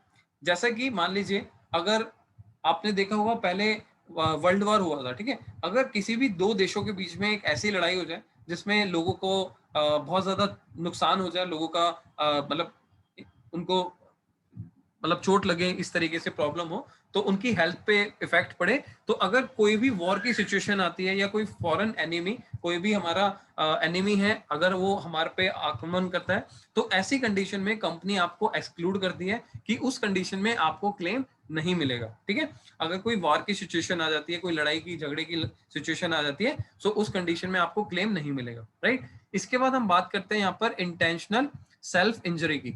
अब इंटेंशनल सेल्फ इंजरी का मतलब है कोई अपने आप को खुद से नुकसान पहुंचाना चाहता है, ठीक है। सो उस कंडीशन में भी आपको क्लेम नहीं मिलता। जैसे कि हम बात करते हैं, अगर कोई पर्सन है सुसाइड करने की कोशिश कर रहा है, बट कहीं ना कहीं वो सुसाइड उसको नहीं हो पाता, बट उसको चोट लग जाती है, उसको नुकसान पहुंच जाता है, ठीक है। अगर वो क्लेम लेने जाता है उस चीज में, क्लेम लेने के लिए अगर वो कंपनी के पास जाएगा तो कंपनी उसको यहाँ पर क्लेम नहीं देगी, ठीक है। आपने देखा होगा बहुत सारे केसेस में या फिर टीवीज में, हमने सीरियल्स में देखा है, ठीक है, लोग यहाँ पर पाइल्स खाने की कोशिश करते हैं, जो पिल्स होती हैं, ठीक है, जो दवाइयां होती है, नींद की गोलियां हो गई, इस तरीके की। सो उस कंडीशन में अगर कोई भी हम ट्रीटमेंट लेते हैं, अगर हम हॉस्पिटल में जाके क्लेम लेने की कंडीशन में रहते हैं, तो यहाँ पर हमें कंपनी उसका क्लेम बेनिफिट नहीं देती है, ठीक है। इसके बाद बात करते हैं पार्टिसिपेशन इन डेंजरस एक्ट। अब आपने देखा होगा कुछ खतरनाक एक्टिविटीज होती हैं, जैसे कि पैराग्लाइडिंग हो गई, ठीक है, जैसे कि आपका और डेंजरस एक्टिविटीज होती हैं, जैसे बहुत सारे लोग बाइक्स के ऊपर अपना राइडिंग्स करते हैं, ठीक है। सो अगर कोई भी पर्सन जो डेंजरस एक्टिविटीज के अंदर इन्वॉल्व है, ठीक है, तो उसको यहाँ पर क्लेम नहीं मिलता। अगर उसको कोई भी नुकसान पहुंच जाता है, सो उस कंडीशन में उसको यहाँ पर क्लेम नहीं मिलेगा, राइट। इसके बाद बात करेंगे यहाँ पर कॉस्मेटिक ट्रीटमेंट्स की। फ्रेंड्स, आपके कुछ चैट मुझे आ रहे हैं, तो एक बार मैं चेक कर लेता हूँ कि इज एवरीथिंग ओके। लव, आपने नो, अभी ठीक आ रही है सर बस। अभी सब कुछ सही है, लेकिन सर आपने जो स्पेसिफिक टाइम पीरियड बताया था तब आवाज आपकी ब्लर कर गई थी, तो वाला टॉपिक एक बार लास्ट में रिपीट कर दिएगा। ठीक है, ठीक है, आपका अगर कोई क्वेश्चन होगा तो मैं कंप्लीट कर लूंगा, कोई इशू नहीं, ठीक है। अभी भी आपकी आवाज फिर से ब्लर मार गई सर। लव, मैं बोल रहा हूँ कि अभी कोई क्वेश्चन होगा, कोई क्वेरी होगी, तो मैं लास्ट में एक बार आपके क्वेश्चन ले लूंगा, ठीक है। ओके। सो फ्रेंड्स, यहाँ पर हम बात कर रहे थे कॉस्मेटिक ट्रीटमेंट की। कॉस्मेटिक ट्रीटमेंट के अंदर अगर मान लीजिए कोई भी पर्सन है जैसे प्लास्टिक सर्जरी कराना चाहता है, ठीक है, या फिर अपना कोई भी ऐसा कॉस्मेटिक से रिलेटेड ट्रीटमेंट लेना चाहता है, सो उसको भी कंपनी यहाँ पर एक्सक्लूड करती है, उसका भी ट्रीटमेंट आपको यहाँ पर नहीं मिलता, राइट। सो ये होता है हमारा कॉस्मेटिक ट्रीटमेंट के अंदर, इसका भी बेनिफिट आपको यहाँ पर एक्सक्लूड किया जाता है, इसका भी क्लेम आपको यहाँ पर नहीं मिलता, राइट। इसके बाद हम बात करेंगे डेंटल ट्रीटमेंट की।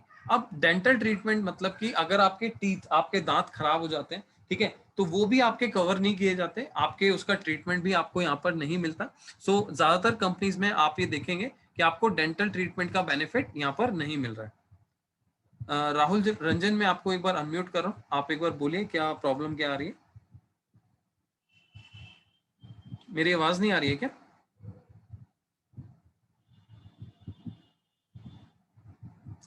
लव, मेरी आवाज नहीं आ रही है क्या? नहीं सर, अब तो आपके पास क्लियर आ रही है, कोई प्रॉब्लम ओ, नहीं आ रही। Okay okay okay. So friends, यहाँ पर मैंने बताया डेंटल ट्रीटमेंट के लिए अगर कोई भी पर्सन है जिसके दांतों में, टीथ में अगर कोई खराबी जाती है, उनके टीथ खराब हो जाते हैं और वो अपने टीथ को चेंज कराना चाहते हैं, दांतों को चेंज कराना चाहते हैं, सो उसका ट्रीटमेंट भी कोई भी कंपनी आपको कवर नहीं करती है।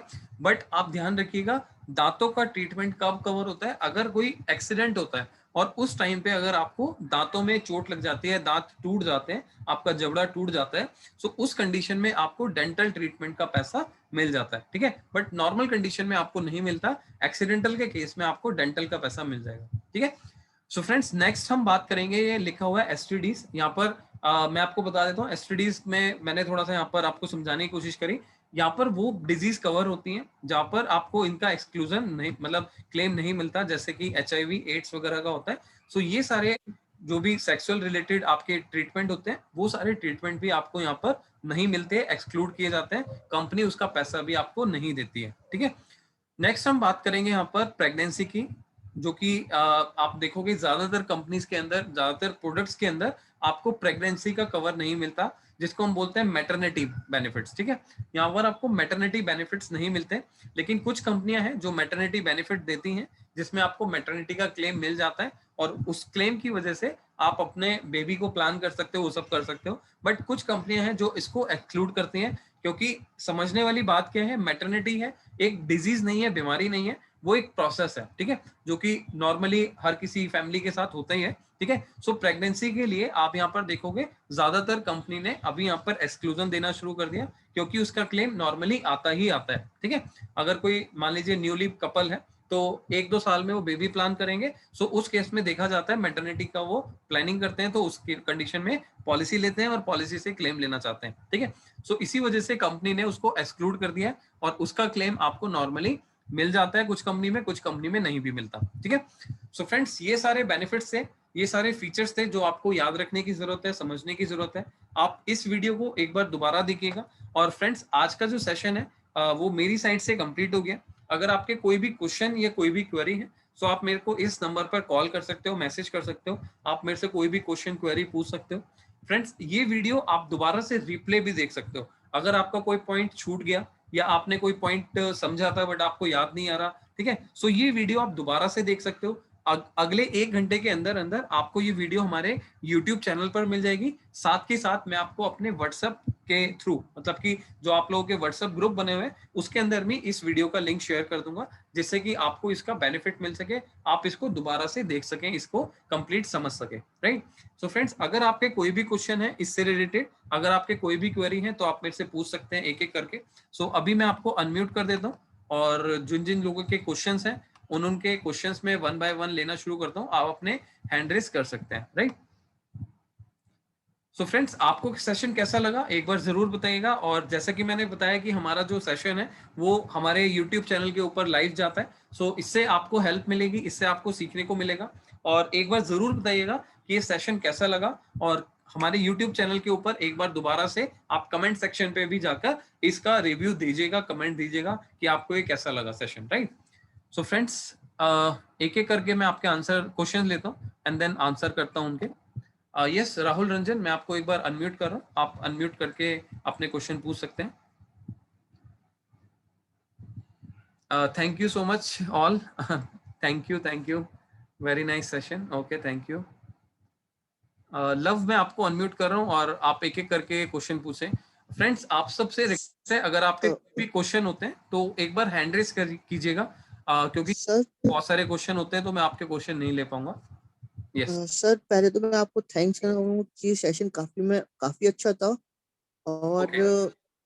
दूसरी चीज है सर, जो आपने स्पेसिफिक टाइम वाला बताया था वो एक बार फिर से रिपीट कर दिया, क्योंकि उस टाइम पे आवाज के कारण वो सुन नहीं पाया था।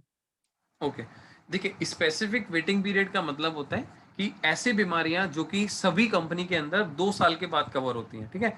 मतलब कि अगर मान लीजिए आज मैंने पॉलिसी लिया तो ऐसी बीमारियां कौन कौन सी हो सकती हैं, जैसे कि कैटरेक्ट मोतियाबिंद, ठीक है, हर्निया, ठीक है, आपका स्टोन, वो हो सकता है पथरी हो सकती है जिसको हम स्टोन बोलते हैं, ठीक है, हाइड्रोसिल होता है, इसके बाद joint replacement, piles, gastric problem. तो ऐसी 15-16 बीमारियां ऐसी हैं मार्केट के अंदर जो कि कंपनी बोलती है कि आपको ऐसी बीमारियों का क्लेम जो है 24 महीनों के बाद मिलेगा, 2 साल के बाद मिलेगा, ठीक है। सो अगर आप ऐसा ट्रीटमेंट लेना चाहते हो, सो 2 साल से पहले कोई भी कंपनी कवर नहीं करती। बट मार्केट में सिर्फ एक ही प्लान ऐसा अवेलेबल है जो कि न्यू लॉन्च हुआ था मार्केट में, जिसके अंदर कंपनी 1 साल के बाद वो कवर दे रही है। वो प्लान है स्टार हेल्थ का यंग स्टार, ठीक है।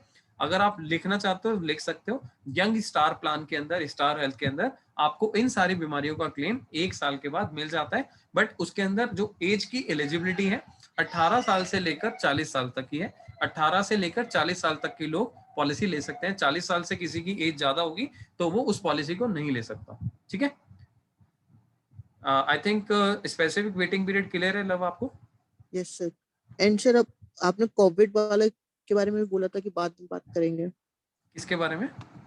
सर मतलब ऐसी कौन सी कंपनीज है जो कोविड को भी मतलब जैसे कि रिकवर कर रही हैं, कवर ओके, कर रही मैं हैं? कोविड का बता देता हूँ। कोविड का बेसिकली यहाँ पर आता है specific waiting, sorry initial waiting period के अंदर। देखो कोविड वैसे ज्यादातर सारी कंपनी सभी प्रोडक्ट के अंदर कवर कर रही हैं। कुछ कंपनियां 15 दिन के बाद कोविड कवर कर रही हैं और कुछ कंपनियां 30 दिन के बाद कवर कर रही हैं। तो वो हमारा वेटिंग पीरियड में आता है, इनिशियल वेटिंग पीरियड में, ठीक है, जो सबसे पहले वाला वेटिंग पीरियड है। सो उसके अंदर आपको सारा कोविड का कवर मिल जाएगा। कुछ कंपनियां 15 दिन के बाद कवर दे रही हैं और कुछ कंपनियां 30 दिन के बाद आपको इसका कवर दे रही हैं, ठीक है। ठीक है sir. Okay, thank you. And sir, अब इस सेशन या। से रिलेटेड मेरे को डाउट नहीं है, लेकिन हम्म। सर मैं ये कह रहा था जैसे कि हम लोग जैसे कि क्लाइंट्स को अप्रोच करते हैं सर, हम्म। तो सर उनको कैसे अप्रोच करें इस पे भी कोई एक कोई इशू सेशन नहीं अगर लव। सर मतलब लास्ट में इन सारे सेशन के बाद हो जाए। बिल्कुल, एक्चुअली क्या होगा हमारा ना एक सीरीज के अंदर हमारा 5-6 दिन का ट्रेनिंग है। इसके अंदर हमारे पास आएगा एक सेल्स प्रोसेस, ठीक है। सेल्स प्रोसेस का एक दिन आपको कंप्लीट पूरा एक दिन जाएगा सेल्स प्रोसेस के अंदर, जिसके अंदर आप सीखोगे सेल्स कैसे करनी है, किससे बात करनी है, कैसे बात करनी है। तो वो सारी चीजें उसके अंदर कवर होंगी आपकी, ठीक है। Okay sir, thank you sir. Okay, thank you love.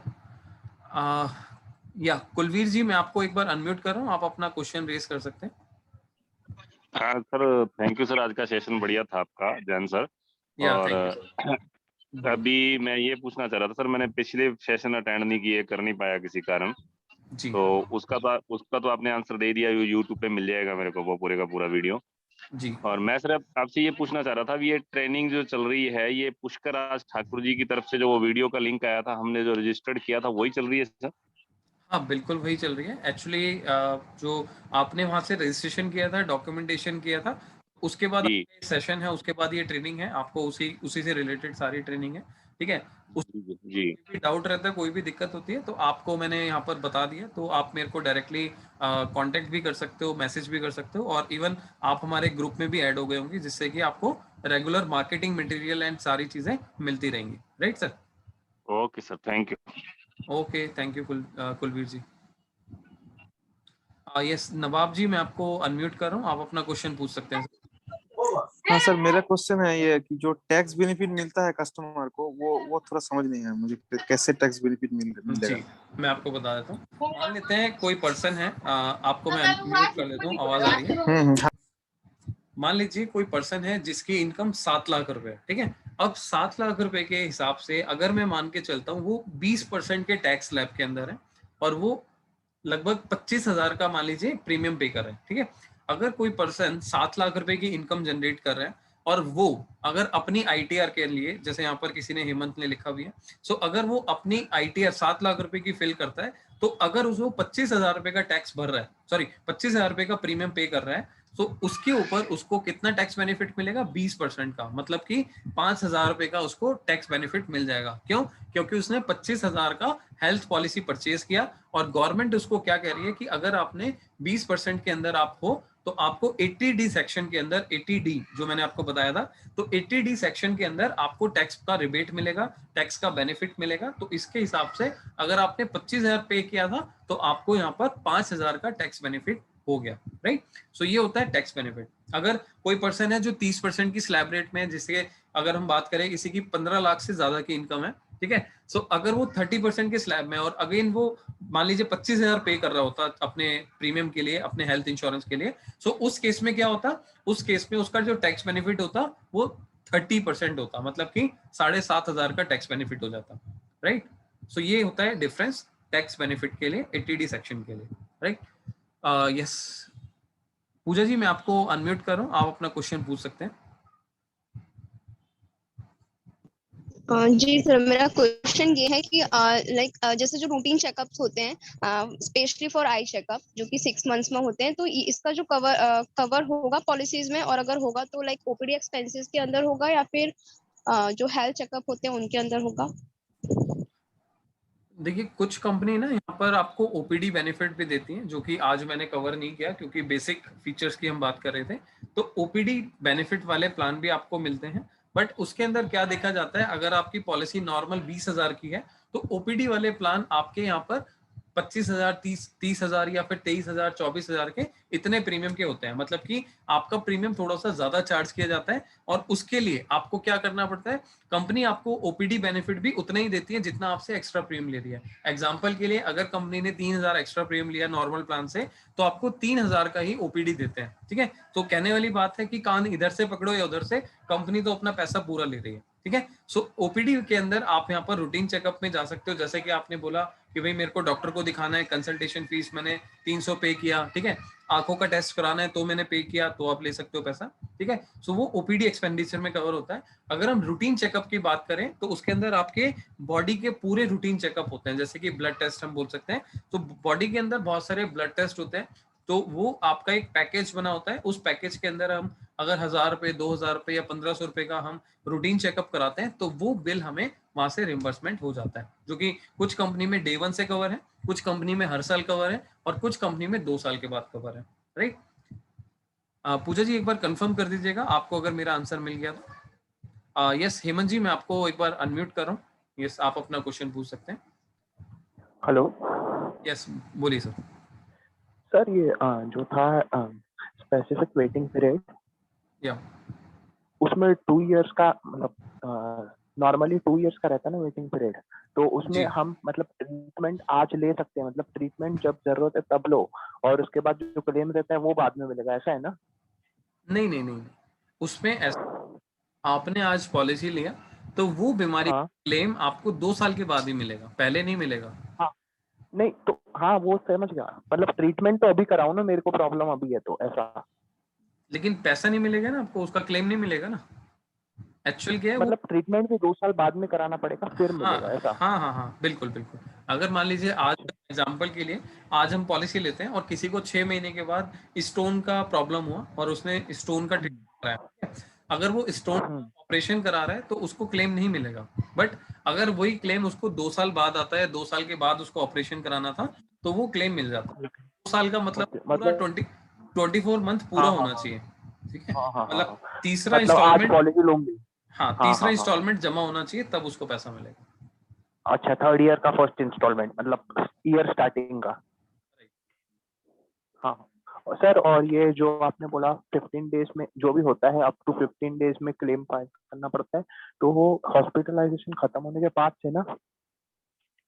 हाँ, आप कोई भी अगर हेलो। कंपनी में रिम्बर्समेंट के लिए डालते हैं तो आपको यहाँ पर हाँ एटलीस्ट 15 दिन के अंदर अंदर सारे डॉक्यूमेंट सबमिट करने होते हैं, ठीक है। अगर बाकी आप क्लेम प्रोसेस के बारे में अगर मेरे यूट्यूब चैनल पे जाओगे तो वहाँ पर आपको वीडियो मिल जाएगी। और मेरे यूट्यूब चैनल का नाम है राहुल जैन इंश्योरेंस गुरु के नाम से, आप यूट्यूब पे सर्च हाँ सर, करेंगे मिल जाएगा, ठीक पता है। है, हाँ हाँ पता है अगर वो वाला, आपको हाँ। हाँ नहीं नहीं मिला है किसी को तो मैं आपको लिंक भी शेयर कर दूंगा ग्रुप के अंदर, तो आपको मिल जाएगा, राइट।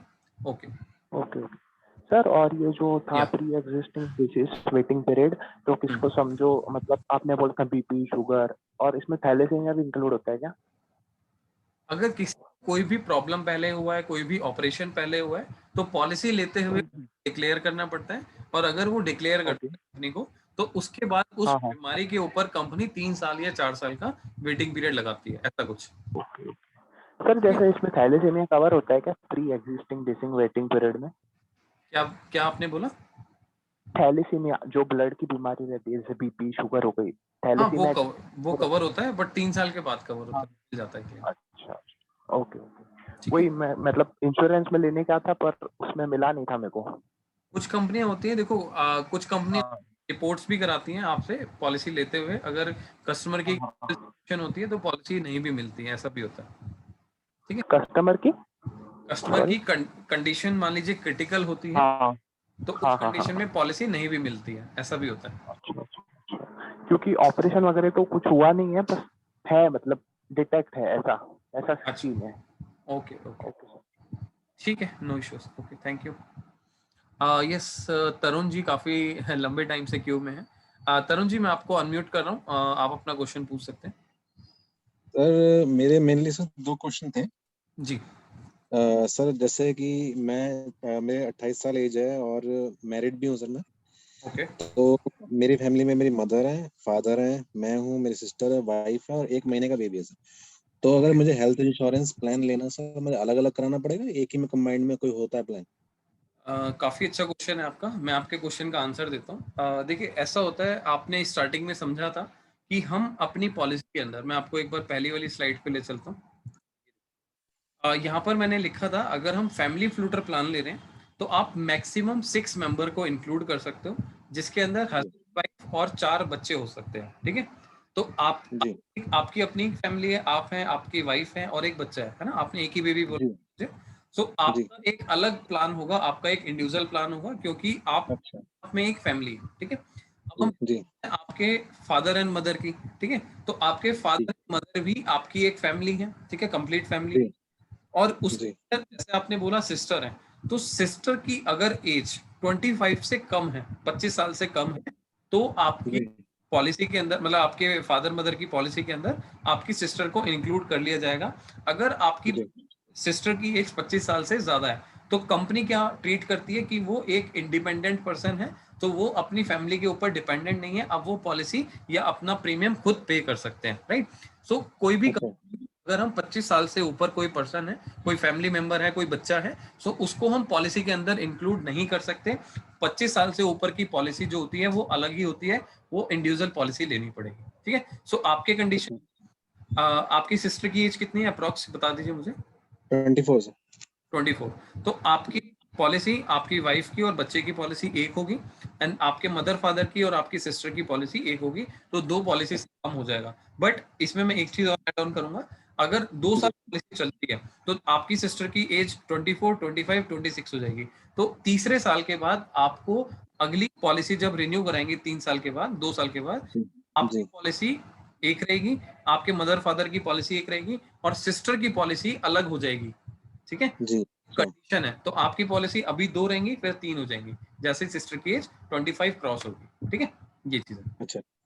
जैसे सेकंड क्वेश्चन सर मेरा ये था कि जैसे जैसे हम इंश्योरेंस एडवाइजर का जैसे हम काम स्टार्ट करते हैं सर, तो जी हम खुद ही अपना इंश्योरेंस कराते हैं, तो उसमें कुछ हमें बेनिफिट मिलता है या फिर नॉर्मल होता हाँ, बिल्कुल मिलता है। आप अगर अपना या अपनी फैमिली का या किसी का भी कराते हैं, तो उन सब का बेनिफिट आपको मिलता है, उसमें कोई क्लॉज नहीं है किसी भी है? अच्छा तरीके। जी जी ठीक है सर, थैंक यू सर, ये देना था। Okay, thank you sir. Yes, Tashu, Tashu ji, मैं आपको अनम्यूट कर रहा हूँ, आप एक बार क्वेश्चन पूछ सकते हैं। हाँ हेलो सर, गुड इवनिंग। या गुड इवनिंग सर, बोलिए सर। सर मैं आपसे ये पूछना चाह रहा हूँ, जी। जैसे कि किसी भी कस्टमर्स से हम पॉलिसी जो भी क्लाइंट से लेते हैं उनको सोल्व आउट करते हैं, तो पर पॉलिसी हमें कितना बेनिफिट्स हो जाता है? सर वैसे मैं आपको बता देता हूँ, बट उसका एक हमारा अलग से सेशन रहेगा, जिसके अंदर हम सारा कुछ आपको डिस्क्राइब करेंगे। बट फिर भी मैं आपको बता देता हूँ, क्योंकि आपका क्वेश्चन है। सर देखिए, जब भी हम हेल्थ इंश्योरेंस करते हैं, तो एक होता है IRDA पे आउट, IRDA कमीशन, जो कि कंपनी का स्टैंडर्ड रहता है 15%। 15% कमीशन आपको मिलता है अगर कोई भी पॉलिसी हम करते हैं जो कि जीएसटी हटा के होता है। जीएसटी का प्रीमियम आपको, जीएसटी पे कमीशन आपको नहीं मिलता, बेसिक प्रीमियम पे आपको कमीशन मिलता है। एग्जांपल के लिए आपकी पॉलिसी 10,000 प्लस जीएसटी है तो 11,800 की पॉलिसी है तो आपको 10,000 रुपये कमीशन मिलेगा जो कि 15% आईआरडी होगा। प्लस आप हमारे साथ जुड़े हैं तो हम आपको एक्स्ट्रा क्या दे रहे हैं, हम आपको एक्स्ट्रा मार्केटिंग कॉस्ट के तौर पर दे रहे हैं। अगर आप पहली भी पॉलिसी, कोई भी पॉलिसी करते हो तो आपको 5% का एक्स्ट्रा बेनिफिट मिलता है एज एन मार्केटिंग कॉस्ट। ठीक है, अगर एग्जांपल के लिए आपने यहाँ पर पॉलिसी 10,000 की तो अभी 1,500 रुपये कमीशन मिल रहा था, अब आपको 2,000 का कमीशन मिलेगा। ठीक है, सो एक पॉलिसी पे आपको मोटा मोटा 15% आईआरडी और 5% मार्केटिंग कॉस्ट, तो 20% का पे आउट आपको कमीशन पे मिल रहा है आपको यहाँ पर। ठीक है सर,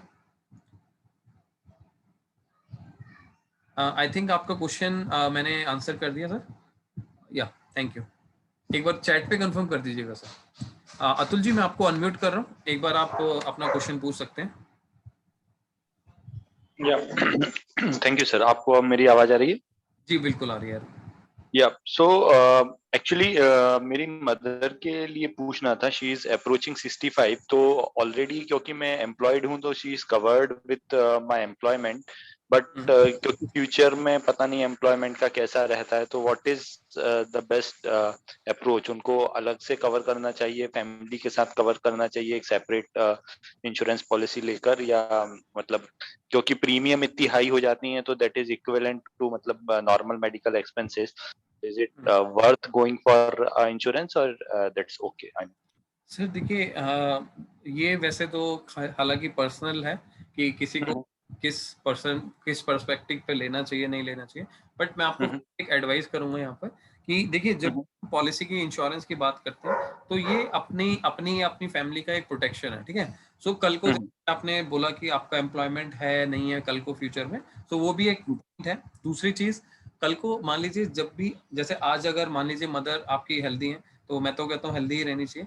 कल को मान लीजिए कोई भी अगर उनको प्रॉब्लम अराइज हो जाती है और उनके लिए आपने क्लेम किया, ठीक है, कंपनी से, अगर कोई भी क्लेम अगर आपने ले लिया, कोई भी बीमारी अगर उनको आ जाती है तो उस केस में आप एक फ्रेश पॉलिसी लेने के लिए फेलियर फील करें, मतलब आप पॉलिसी नहीं ले सकते, या आपको कुछ वेटिंग पीरियड का इन सब चीजों का आपको ध्यान रखना पड़ेगा। ठीक है, अगर कोई क्रिटिकल सिचुएशन हो गई तो उस कंडीशन में तो पॉलिसी मिलती भी नहीं है। ठीक है, सो से यही एडवाइस है कि एक एटलीस्ट 5 लाख या 10 लाख की एक सेपरेट मदर या फादर जो भी हैं आपके, तो उनकी लेकर रखिए।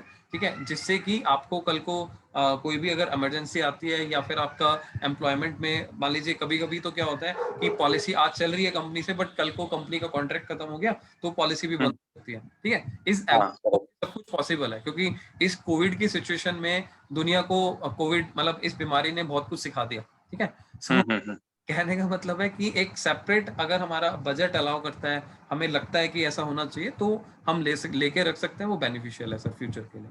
तो 62 I think is her age as of now, तो 65 तक आपने बताया ले सकते हैं, राइट? नहीं देखो मार्केट में बहुत सारी कंपनी ऐसी भी आ गई जो आपको 80 साल पे भी पॉलिसी देती है बट उसका प्रीमियम नहीं होगा, है ना, उसका प्रीमियम 60,000 70,000 80,000 होता है। तो इससे बेटर है आप भी अभी ले लें, जिससे कि 2-3 साल का जो वेटिंग पीरियड है वो आपका कवर होता है। ठीक है, कल को जाके अगर कोई उनको प्रॉब्लम होती है, अगर कुछ होता है तो मेडिकल इमरजेंसी आती है तो उस केस में उसका बेनिफिट मिल सकता है और कवर उनका लाइफ लॉन्ग मिलेगा, राइट? हाँ, रिन्यूअल लाइफ लॉन्ग चलता रहेगा जब तक पॉलिसी रिन्यू हो सकती है। ओके, ठीक है, okay, thank you sir. Sameer ji मैं आपको अनम्यूट कर रहा हूँ, आप अपना क्वेश्चन पूछ सकते हैं। यस समीर। समीर मैंने आपको अनम्यूट का रिक्वेस्ट दिया, एक बार चेक कीजिए। आपको वॉइस आ रहा है सर? हाँ आ रहा है समीर जी आ रहा है अभी। हाँ मैं क्या बोल रहा हूँ, वो जो ये है कि हम लोग क्लेम कर सकते हैं, जो वो पूरा ओरिजिनल डॉक्यूमेंट ही सबमिट करना पड़ेगा ना सर, मतलब ओरिजिनल बिल्स वगैरह ही सबमिट करना पड़ेगा कंपनी को। वो कैसे कर सकते हैं सर विद इन 15 डेज? कि अगर लॉकडाउन में फंस गए कोई, ना इधर का उधर ना उधर का इधर हो जाएगा, तो कैसे कर सकते हैं? आप थोड़ा आइडिया देंगे सर उसमें प्लीज। सर देखो आपका क्वेश्चन काफी अच्छा है और काफी लोगों ने ना, मतलब लॉकडाउन के बाद मैंने बोला ना बहुत सारी चीजें चेंज हो गई है। तो पहले तो क्लेम होता था, आपको कंपनी ओरिजिनल डॉक्यूमेंट जमा कराना होता था, बट आज की डेट में ऐसा भी नहीं है। अगर आपके पास डॉक्यूमेंट है, आपके पास मोबाइल एप्लीकेशन है कंपनी का, आप वहां पर सारी फोटोग्राफ खींचे, ठीक है, अपना आधार कार्ड, अपने हॉस्पिटल के बिल्स वगैरह सब कुछ आपको कंपनी की वेबसाइट पे अपलोड करना है, और अपलोड करने के बाद आपका जो क्लेम प्रोसेस हो जाएगा। तो अब सारा चीज डिजिटल हो गया।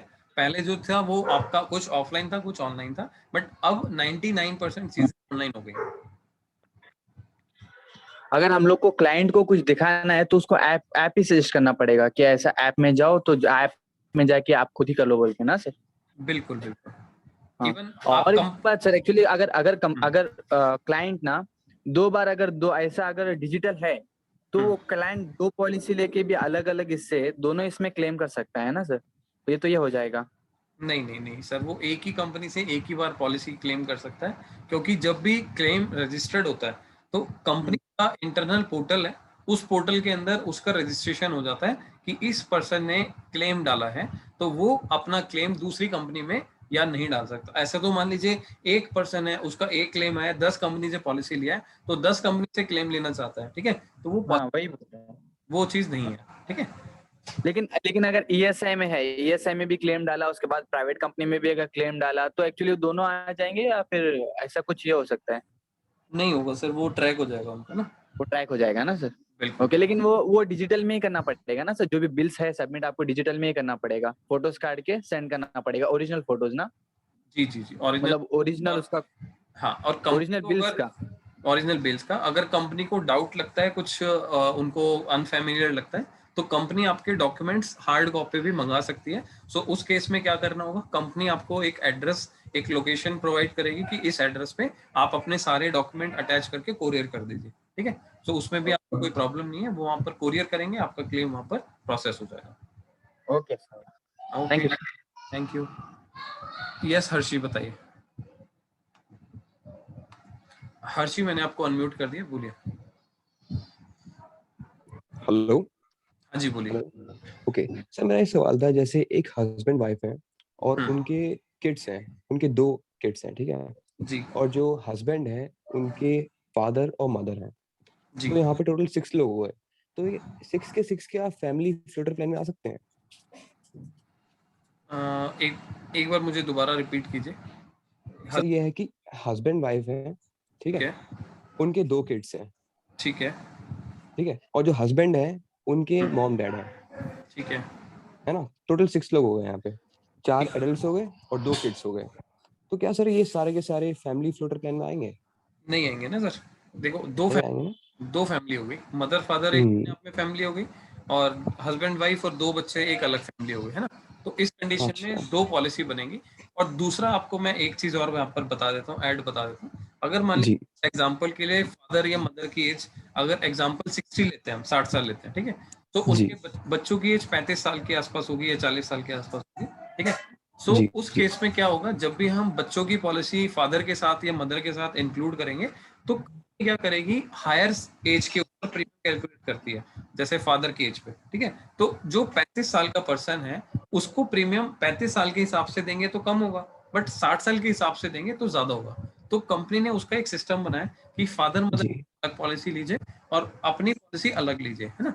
तो जिससे क्या होगा, आपको प्रीमियम कम देना पड़ेगा और फादर मदर का प्रीमियम ज्यादा आएगा, क्योंकि एज का जी है ना। तो कभी कस्टमर आपको बोलता है एक ही पॉलिसी चाहिए, एक ही पॉलिसी चाहिए, तो उनको बोलो सर देखो पॉलिसी के अंदर आपको प्रीमियम ज्यादा आएगा, करना है तो फिर हम क्या कर सकते हैं, मैंने आपको ऑप्शन बताया था, इंडिविजुअल पॉलिसी।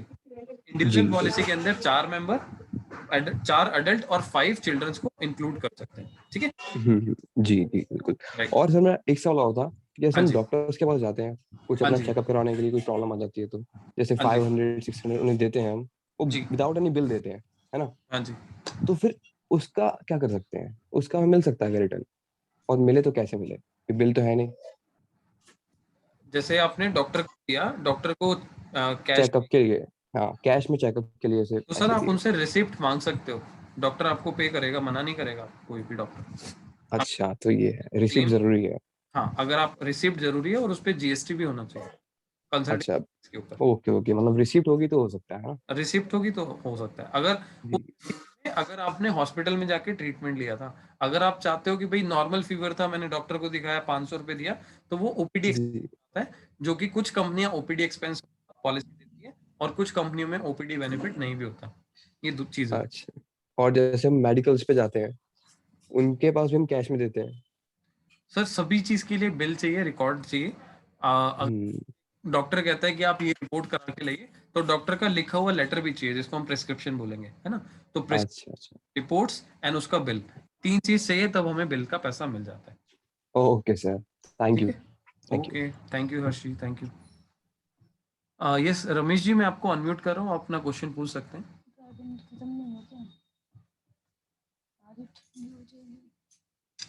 यस रमेश जी बोलिए। रमेश जी, मैंने आपको अनम्यूट का रिक्वेस्ट दे दिया, मैं एक बार दोबारा से आपको अनम्यूट कर देता हूँ।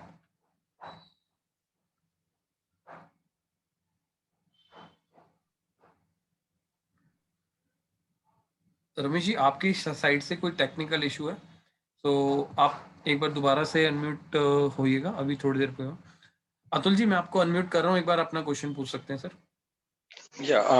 वेरी क्विक वन, मैंने पिंग भी किया चैट पे कि with so many players already in this domain, this area, मतलब बहुत सारे एसपीओसीज हैं, बहुत सारे एजेंट्स हैं, सब हैं, तो हमारे लिए क्या अभी स्कोप है? Because majority of literate people के पास हेल्थ इंश्योरेंस होता ही है, या तो उनके एम्प्लॉयर के थ्रू या फिर पर्सनल उसके थ्रू, तो मतलब what is the percentage of market remaining for us for penetration है सर? सर मैं बताता हूँ, देखो अगर आप गूगल करेंगे या आप थोड़ा सा स्टडी करेंगे ना, तो के अंदर आप लगभग, हम जानते हैं, हम सभी को पता ही है, लगभग 140 करोड़ के आसपास की पॉपुलेशन है, ठीक है। और अगर हम पेनिट्रेशन की बात करें तो अप्रोक्सीमेटली सर हेल्थ इंश्योरेंस के अंदर लगभग 3.5 समथिंग का पेनिट्रेशन है, मतलब कि 3-3.5% का पेनिट्रेशन है। सो हम इसको समझ सकते हैं कि लॉट ऑफ स्कोप, बहुत ज्यादा स्कोप है हमारे पास, ठीक है। दूसरी आपने बात करी कि बहुत सारे एजेंट्स हैं, बहुत सारे पीओएस ऑलरेडी मार्केट में, तो सर यहाँ पर ना मैं बेसिकली आप लोगों को ये भी गाइड करूंगा कि हम कैसे स्टार्ट कर सकते हैं और किस तरीके से हम यहाँ पर ऑफलाइन एंड ऑनलाइन, क्योंकि देखो बहुत सारे एजेंट्स हैं, बट वो सारे एजेंट सक्सेसफुल नहीं है, ठीक है, या लेवल पे काम नहीं कर रहे हैं जिस लेवल पे आप या मैं सोच रहे हैं। अगर मैं बोलूं तो मैं ऐसा सोचता हूँ आज की डेट में कि मैं एटलीस्ट डेली कम से कम 100 लोगों को इंश्योर्ड कर सकूं, ठीक है। मैं ऐसा सोचता हूँ बट नहीं कर पाता हूँ। बट आप ये देखिए कि अगर मैं सोचता हूँ तो मैं किसी ना किसी टाइम पे किसी ना किसी तरीके से करना चाहता हूँ, और उसके लिए मैं आज प्लानिंग भी करता हूँ, ठीक है। तो मेरा कहने का मतलब है, लोगों का माइंडसेट है, एडवाइजर्स का, एजेंट्स का, पीओएस का, या तो उन्हें कोई अच्छा प्लेटफॉर्म नहीं मिलता, अच्छा मेंटोर नहीं मिलता जो उन्हें गाइड कर सके, सिखा सके, ठीक है। दूसरा बेसिकली क्या है, देखिए हमें ज्यादातर लोगों को अवेयर करना है, चीजों के बारे में सिखाना है, क्योंकि आपने अगर कोई भी डेवलप कंट्री के बारे में सुना होगा, यूएसए, कनाडा, ठीक है, कोई भी अगर हम कंट्री की बात करें जो कि इंडिया को डेवलप कंट्री को छोड़ के हैं, वहां पर गवर्नमेंट अपने आप एक हेल्थ इंश्योरेंस की फैसिलिटी देती है, जो कि बहुत अच्छी फैसिलिटी होती है, ठीक है। सो इसका मतलब ये है कि इंश्योरेंस बहुत जरूरी है, उन लोगों को पता है लेकिन हम लोगों को नहीं पता, ठीक है। सो हम लोगों को जितना ज्यादा अवेयर करेंगे, जितना ज्यादा उन लोगों को बताएंगे, तो वो कहीं ना कहीं समझेंगे भी। और अगर मैं इंडिया के लोगों की बात करूं, हम लोगों की बात करें, उसमें मैं भी आता हूं, आप भी आते हैं, ठीक है, तो हम लोग जब तक ठोकर नहीं खाते, जब तक उसके बेनिफिट नहीं समझते हैं, ठीक है। मतलब कि हमारी फैमिली में किसी को कोई प्रॉब्लम ना हो, हम हॉस्पिटल में 2-4 लाख का बिल ना देकर आए, तब तक हम सोचते नहीं है उस सब चीजों के बारे में, है ना। तो एक्चुअल में इंश्योरेंस की जरूरत लोगों को इंश्योरेंस तब लेना चाहिए जब वो फिट एंड फाइन है।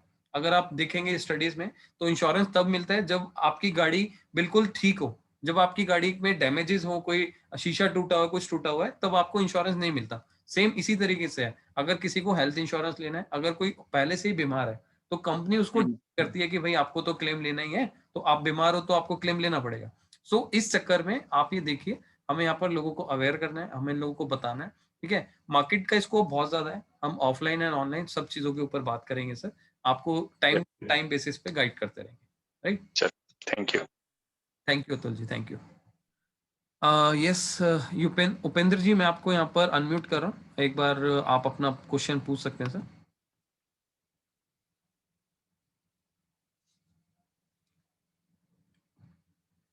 उपेंद्र जी मैंने आपको अनम्यूट किया, दोबारा एक बार कर रहा हूँ।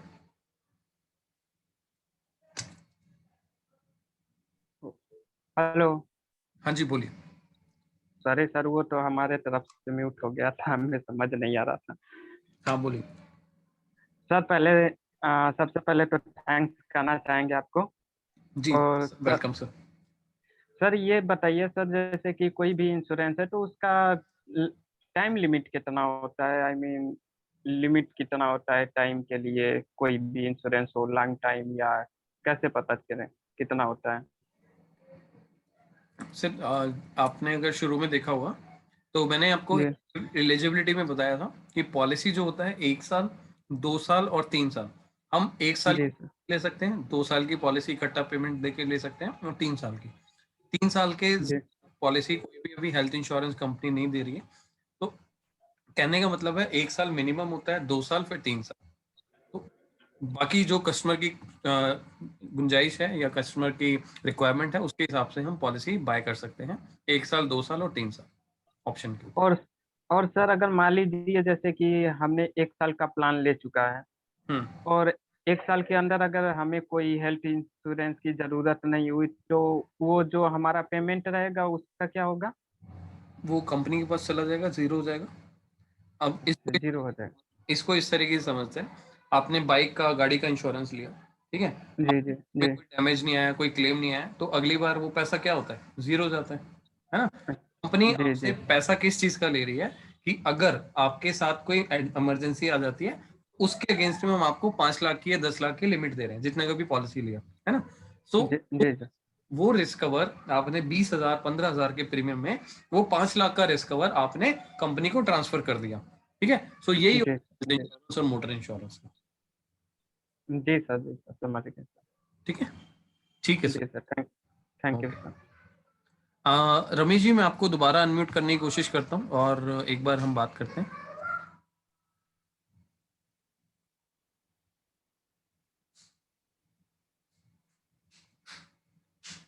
रमेश जी बोलिए, आपकी साइड से आवाज तो नहीं आ रही है वैसे।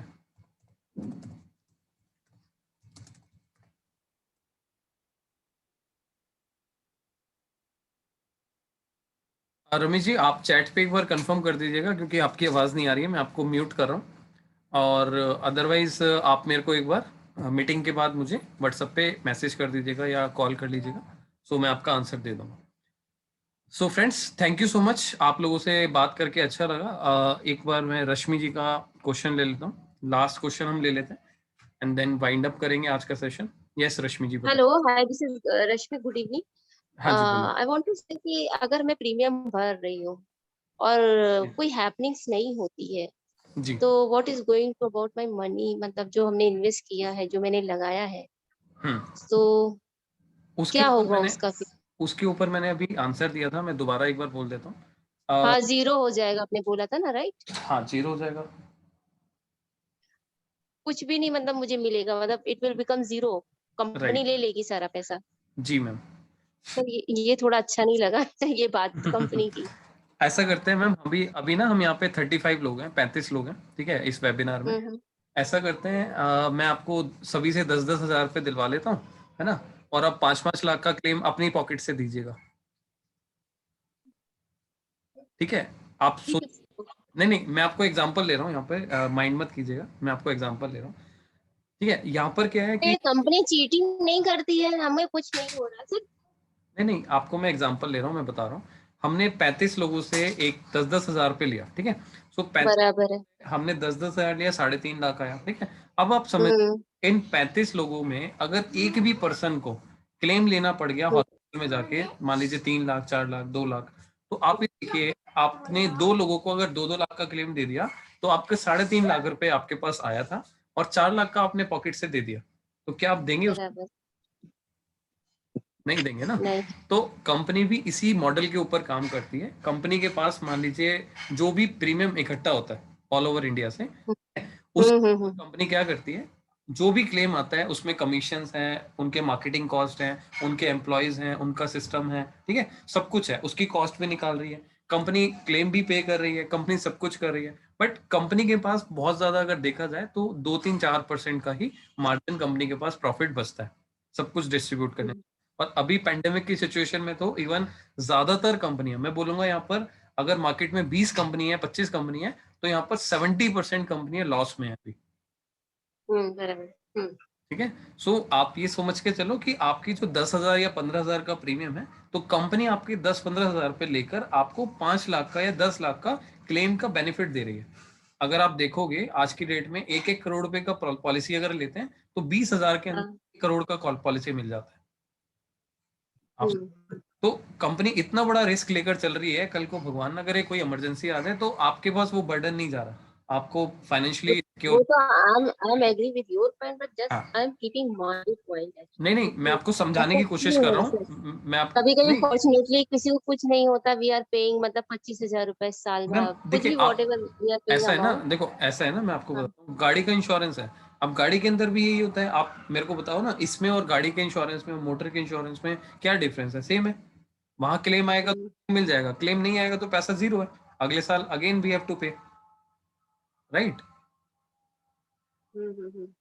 सेम मॉडल है, उसको बस थोड़ा सा समझने वाली बात है कि कंपनी कभी भी उसमें, अगर आप कहते हो कि भाई मेरे को पैसा वापस चाहिए, तो कंपनी आपसे 20,000 की बजाय अगर 30,000 लेना शुरू कर दे, तो वैसे ही कस्टमर आज के डेट में बोल रहा है प्रीमियम ज्यादा है, तो वो तो बहुत ज्यादा हो जाएगा। फिर कंपनी कर सकती है वो चीज भी, है ना? हाँ सर, वन थिंग मोर कि जैसे कि हम लोग हॉस्पिटल में जाते, जो सिरिंज वगैरह होती है, जो भी हम लोग को सलाइन वो ड्रिप देते हैं, तो उसका क्यों नहीं पे करते हैं?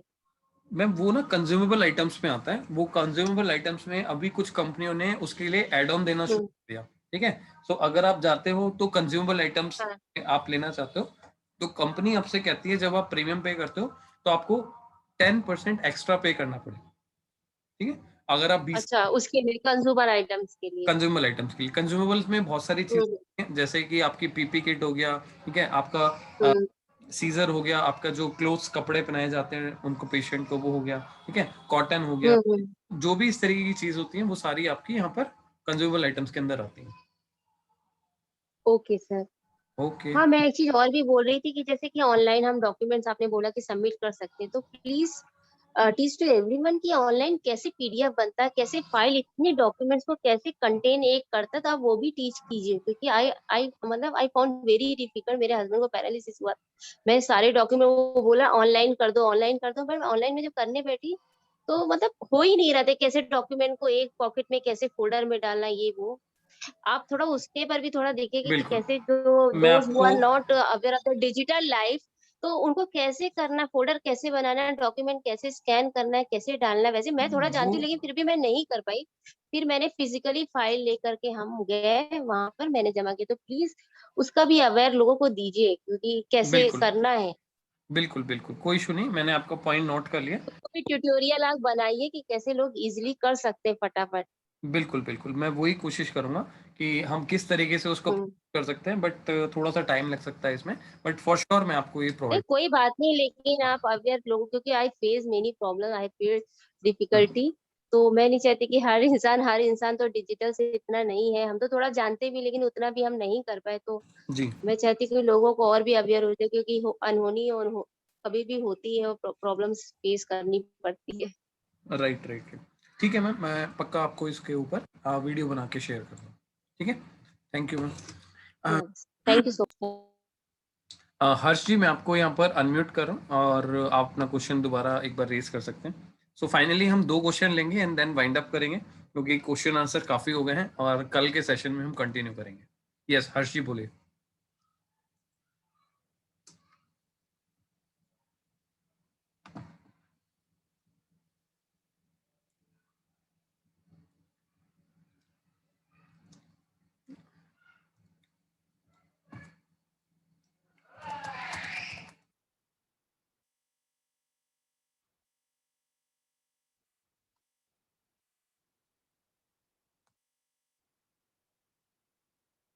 उपेंद्र जी, आपका क्वेश्चन मैं ले लेता हूँ क्योंकि उनकी आवाज नहीं आ रही है। यस बोलिए। जी सर, सर ये बोल रहे थे कि आजकल ऑनलाइन इतना सब हो चुका है और ऑनलाइन फ्रॉड भी है बहुत ज़्यादा। तो जैसे कि हम लोग का कांटेक्ट थोड़ा दूरी का है, तो लोगों को बिलीव कैसे होगा कि ये सही कंपनी है नहीं सही है? इसमें बिलीव कैसे दिलाएंगे हम लोग? आप कहाँ से बात कर रहे हैं? सर हम गाजीपुर से बात कर रहे हैं। गाजीपुर से? जी। अच्छा सर, यहाँ पर ना कुछ लोग ऐसे भी होंगे जो आपके साथ मीटिंग में हैं, और कुछ लोग बॉम्बे से भी होंगे, कुछ बेंगलोर से, जी सर। कुछ अलग स्टेट से, सिटी से भी होंगे, ठीक है? जी सर। आज की डेट में कभी भी पॉलिसी लेता है ना कस्टमर, तो कस्टमर जी ले रहा है किसी पर्टिकुलर कंपनी से, HDFC, ICICI से। इंश्योरेंस देखो से पॉलिसी नहीं ले रहा, ठीक है? पॉलिसी बाजार में भी लोग कॉल करते हैं, पॉलिसी बाजार से पॉलिसी लेते हैं, बट पॉलिसी कौन से मिलती है उनको? HDFC की, ICICI की। तो ICICI, HDFC या कोई भी कंपनी आज की डेट में हर एक स्टेट के अंदर है, सिटी के अंदर, ठीक है? तो कस्टमर को ये समझाने वाली बात है कि सर आप HDFC की पॉलिसी ले रहे हो, मैक्स की पॉलिसी ले रहे हो, तो सर आपके आसपास जब हॉस्पिटल में हमारा नेटवर्क है, तो आपको कंपनी से कहाँ से आपको पॉलिसी मिल रहा है, कहाँ से आपको वो मिल रहा है, उससे तो कोई मतलब ही नहीं है ना। हाँ। आपके हॉस्पिटल के अंदर हमारा क्लेम है अवेलेबल, तो हम आपको वो फैसिलिटी तो दे ही रहे हैं ना सर। मतलब कि सर जैसे कि हम कोई भी पॉलिसी किसी को दे सकते हैं या मतलब सेल कर सकते हैं, कोई भी पॉलिसी हो। हम यहाँ पर पे health insurance, motor insurance sell कर सकते हैं। टर्म वही मेरे पास नहीं है वो। क्या सर? टर्म इंश्योरेंस अभी हम नहीं कर सकते हैं, वो हम ऑनलाइन नहीं कर सकते हैं, ऑफलाइन कर सकते हैं अभी फिलहाल के लिए। Okay sir. हाँ जी। Okay, thank you sir. Thank you Upendra ji. Yes Harshi, मैं आपको दोबारा अनम्यूट कर रहा हूँ, आप एक बार पूछिए। Hello sir. जी बोलिए। Hello sir. हाँ, गुड इवनिंग सर। हाँ जी, गुड इवनिंग सर। मेरे क्वेश्चन ये है सर कि मेरे क्वेश्चन है सर कि एक ही सम एश्योर्ड के लिए प्रत्येक कंपनियों का प्रीमियम बहुत डिफरेंस होता है सर, ऐसा क्यों सर? सर वो क्लेम सेटलमेंट के ऊपर बात होती है।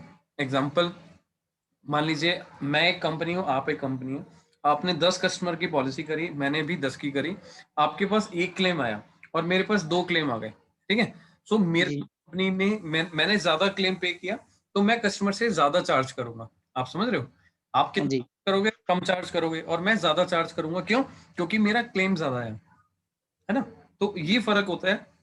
इसी के अकॉर्डिंगली कंपनी देखती है प्रीवियस ईयर की हमारा कितना क्लेम आया था, कितना पैसा इकट्ठा हुआ था, तो उसके अकॉर्डिंगली प्रीमियम चेंज होते रहते हैं, और बीच बीच में कभी कभी कंपनी कम ज्यादा प्रीमियम भी करती है इस चीज को लेकर, है ना? सर मैंने ऐसा भी देखा सर, एक ही कंपनी में सर वही सम एश्योर्ड के लिए किसी मतलब कहीं पे वो ज्यादा प्रीमियम दिखा रहा है, कहीं पे वो कम दिखा रहा है। सर वो प्रोडक्ट का बेनिफिट होता है। जैसे मैंने बोला कि आपको प्री एंड पोस्ट के अंदर किसी कंपनी में 30 दिन है, किसी में 60 दिन है, ठीक है?